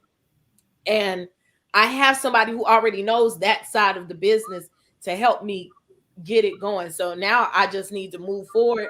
I do the web work and the other business side of it. Years ago, I didn't have no credit in order to think about buying no business, much less I got it right here, much less having a debit card with my company name on it. Okay, where is it? That's right, girl. It's like you can't see it, but it's blurring, but we can. It's got my company name on it. My business, you know, a business bank account. Not only one, but I got two, and I got the trademarks, and I've done all the stuff that I got to do. So I work hard. I work hard. I got like 5 businesses going. That's what you're supposed to do. Work hard so you can play hard. Is a business. So it fell into my lap, but it's something that I'm interested in. I care about because I care about my titties, and I know that when I fit you, I want you to look good. I know that I want to look good when I'm fitting. So I do care about my clientele, and I'm not just going to sell you anything. And so we're going to take this same thing to the next level. So she didn't have that online presence like I will, like the people are asking for. I almost took a business partner, and she was like, we don't need to do online. These people need to be fitted. And who gonna do a fitting online? I said, people been buying shit all through the pandemic. If it's just me and you, thank you. And it's just me and you gonna sit up there in your bra in front of me. If you want to show, people show their titties all the time. I'm gonna sign a confidentiality agreement. We gonna get you fitted. I'm gonna show you how to fit yourself, and then you're gonna buy something, and I'm gonna send it to you until you. Yeah, that's how you do it. That's how you do it. You send them what you need for them to pretty much measure themselves and the tool to do it. And then you can do it online perfectly. I'm happy for you. You're doing big things. And you are a perfect model, and know that you believe in the brand because you need support for your tatas. Yeah. So it's like you are. Because they're going to be like, what was you wearing? I was wearing this. This is what I've been wearing. These are my favorite bras. There you go. That works out. That's amazing. Yes, and you always need a good bra. Woo. Keisha, look, I don't have to go to them. My best friend is far better than any Victoria's Secret bra fitter that you'll ever find. 20 years of measuring these titties and measuring backs. I've seen her measure from 25, or 52 size, EZ titties and shit like that. She knows how to fit all titties and waist. And she's gonna train me. She's better than all them hoes put together. I love the way your can lights up with your background, with your green screen. It's dope. It's it like disappears. Casper the Friendly Ghost. Yeah, like a Casper the Friendly Ghost kind of drink. That's called the Ghost Rider. Hey. Yeah, because you got. Hey, I didn't get to see Princess. I didn't get to see what Mace brought you. Let me see what it was. Is it the shaker thing? Get on up I was driving. I was listening. It was a whole kit. The mixing, the bartender set on down to the House of the Princess. She bought me a starter bartender set. Max is always doing nice. I know she's such a sweetie. Oh, I got to come with the little glasses and everything. Oh yeah, that's the whole thing. That one goes with ice cubes. You got shakers, ice cubes, and scrolls. The spoons, the mullet, the one that the mullet that you gotta crush when you making mojitos. You got the what is that? What is the greenery? I forgot. Parsley? Not parsley. Mint. What is it? Mint. Mint. I'm like, as soon as I said it, I was like, yeah, mojitos. Mojitos. Yeah. I like drinking those because it make your breath. I don't know. It feels like it's fresher than just like it makes you feel like it smells good. It smells minty. Yes. Yeah. You smell like, oh my god, the aromatics. I do like that. The mint and the ice and the mint. Yes. That part of it. Yeah. I love that of it. Mojito. Yeah, I like that. I love those, and I like amaretto sours. Oh, you like an amaretto sour? Have you ever tried amaretto milk? Like the bartender said, it looks like this a little. Like it's gonna come like it's like that. So you're gonna have all like your mullets, everything to go with it. Your spoon, your mixing spoon, your stirrers. I have to get that from my sister and your my bottle daughter. stoppers. You got your 2-ounce jiggers, your 4-ounce jiggers. Mace, you must like to entertain at the home. I used to, but after COVID, I haven't had company. She was like, you ain't coming in this house. Play Monopoly and have fun, maybe on. Don't tease me with the Monopoly, Princess. I love Monopoly. Monopoly will last 6 hours. Which one you even go? No, I don't even want to. I don't even I have games. Monopoly will last all day. Monopoly. It don't have to last 6 hours. It don't have to. It depends on what. Not with the board she got, because you can go one round and go to the next board. I finally got it this Is that week. the new Monopoly? Which one is that? Which one is that? Is that Target? Is that the? That's all like that Target. The Target Monopoly. I saw the little eyeballs. Like, wait a minute. Wow, that's cute. I can't. I cannot get out. So you go to aisle 12 or you go to the cosmetic section? Yes, you do. The thing. Shady, you know what to do. You fill your basket. You get a red card. That's how you get your money. You got tokens. You buy shit instead of bad properties. You got like, what is this? Park Place is a tablet. Boardwalk is a TV. So you go buy stuff. What? So you just oh my god, that's fun. That's not building wealth. That's getting into debt. That's it's right. The collection for me. They ain't building no wealth. Yeah, I like Monopoly too. I see you got all those Monopolies. Yes, ma'am. Yes, ma'am. I got them on my wish list. You yeah. cannot go wrong with buying me a Monopoly card. You have Star Wars, right? Or yes, no? I do. Yeah, I thought so. That's the one I'm coming to play. And I have the Baby Yoda. That's the one I want. Don't they have a Pac-Man Monopoly too? Yes, that's on my list. Yes. I don't have so you collect them. Yes, I do. Yes. Her collection. I want that Pac-Man Monopoly. She's going on one of the shows. You got to go back so we know what she ain't got. So we can get what she ain't got. Because we just got to go to her wish list. Got some stuff. Yes, because there you go. Her wish list got the stuff she ain't got. Mm-hmm. She got some good stuff. I can't wait to come. Come to Chicago. And then when she come to Cali, she got to bring a couple of boards. But don't lose no pieces. Right. Don't let them get together. We're going to be on the floor. I get very upset about my Monopoly boards. On the floor, on the blanket playing Monopoly. I'm going to hold the money in the... Like, I don't even play with the dice. I stay stealing from the bank. I was a professional. I used to have all the green $50 underneath my titties. Like, see, I used to give myself put my money in your titties and ball up my motherfucking money. I'll be mad. Oh no, I'm not doing none of that. We play with the that. I like my. Oh my god! They sneezing, acting like I'm sneezing. Hot you, but pulling money out. Hey, where you got that money from? I used to cheat. I used to give myself money from the bank. Yeah, what makes you got to play the credit card game? Don't play. Right, because I was always in the bank. They was like, get her away from the bank. All right. Yeah, that's when I have a throwaway set of the regular Monopoly for like other people case you tear my shit up, that's who I am. Mace. That'd be you. Folding money. Titty money. My Titty money. The money all wet and wrinkled from my sweaty titties. Let's get out of here. We got 3 hours, almost 3.5 hours. Thank y'all for hanging in there with us. Okay. Thank y'all for watching. Thank y'all. If y'all on the replay, again, press the like and subscribe button, or feel free to join the channel. Also, again, follow the intimateduchess.com. Royalty Beauty Brands. Please send a super chat or a cash app, not only to me and support me as I give you content, but support the people that are here and send them cash apps. Their stuff is in the banner below. First of all, California Cutie. What? How does this work?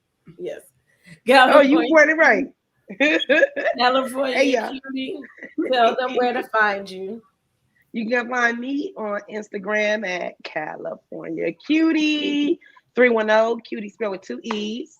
You can also find me, of course, here on the Princess House of Princess on Sundays or sometimes Mondays for us, because sometimes we just do it like that. But Sunday, Monday, or Tuesday for us. And that's about it. You guys can subscribe to my channel. I do have a channel on YouTube. It's just not up and ready yet, but be the first to know that it's coming. So y'all should go to the channel so you can see at least my California background and what it looked like. So yeah, come on through the California Cutie. Yes, I'm subscribed. The corner. I know you are. You my love.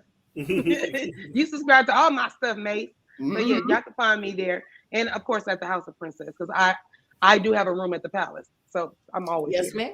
Yes, you do. Yes, I get crumbs in my titties too, Paige. I understand. And you got a hole in your mouth. How you always? No, but why do they fall down? I get crumbs in my beard all the time. The crumbs, like.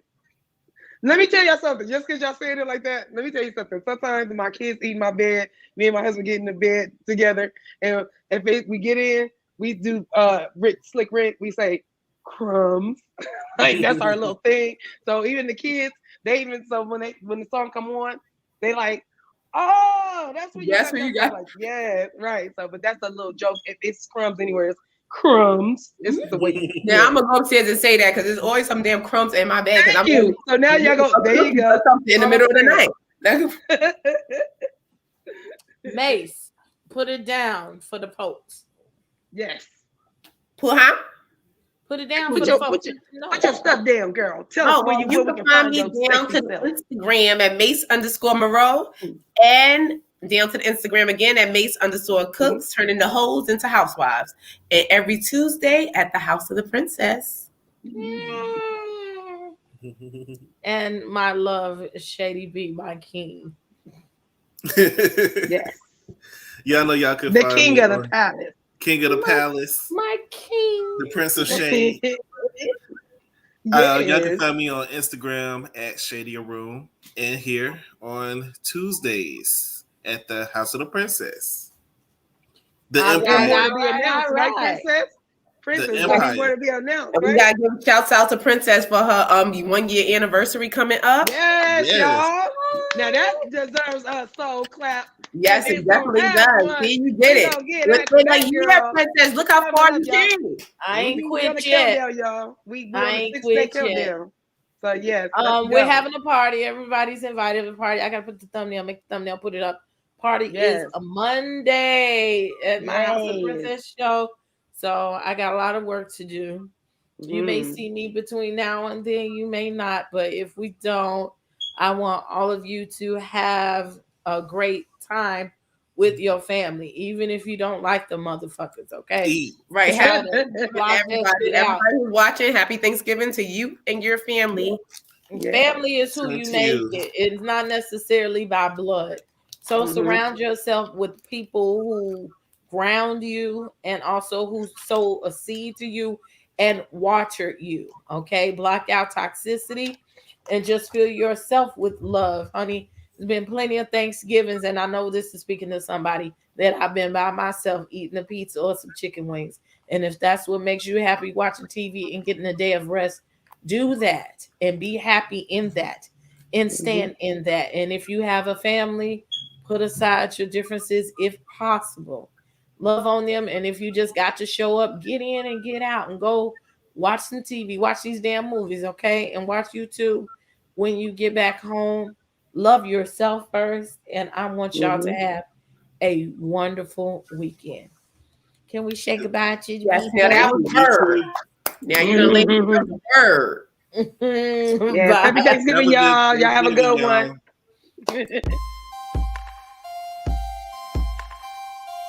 Royalty Beauty Brands is a female, Black-owned beauty company with all of your cosmetic needs in mind. Right now, we offer hair extensions, eyelash extensions, and our flagship product, Yumbella Lip Glam. Coming soon to add to our product line will be promo merchandise, lip oil, lip scrub, beard oil, body butter, body soap, and makeup, to name a few. Every product is vegan friendly and carefully made with the consumer in mind. Check out our Royalty Beauty Brand social media and go to our website to sign up for our exclusive mailing list for discount codes and to place an order. Don't forget to leave us some feedback. Royalty Beauty Brands. We see the beauty in you.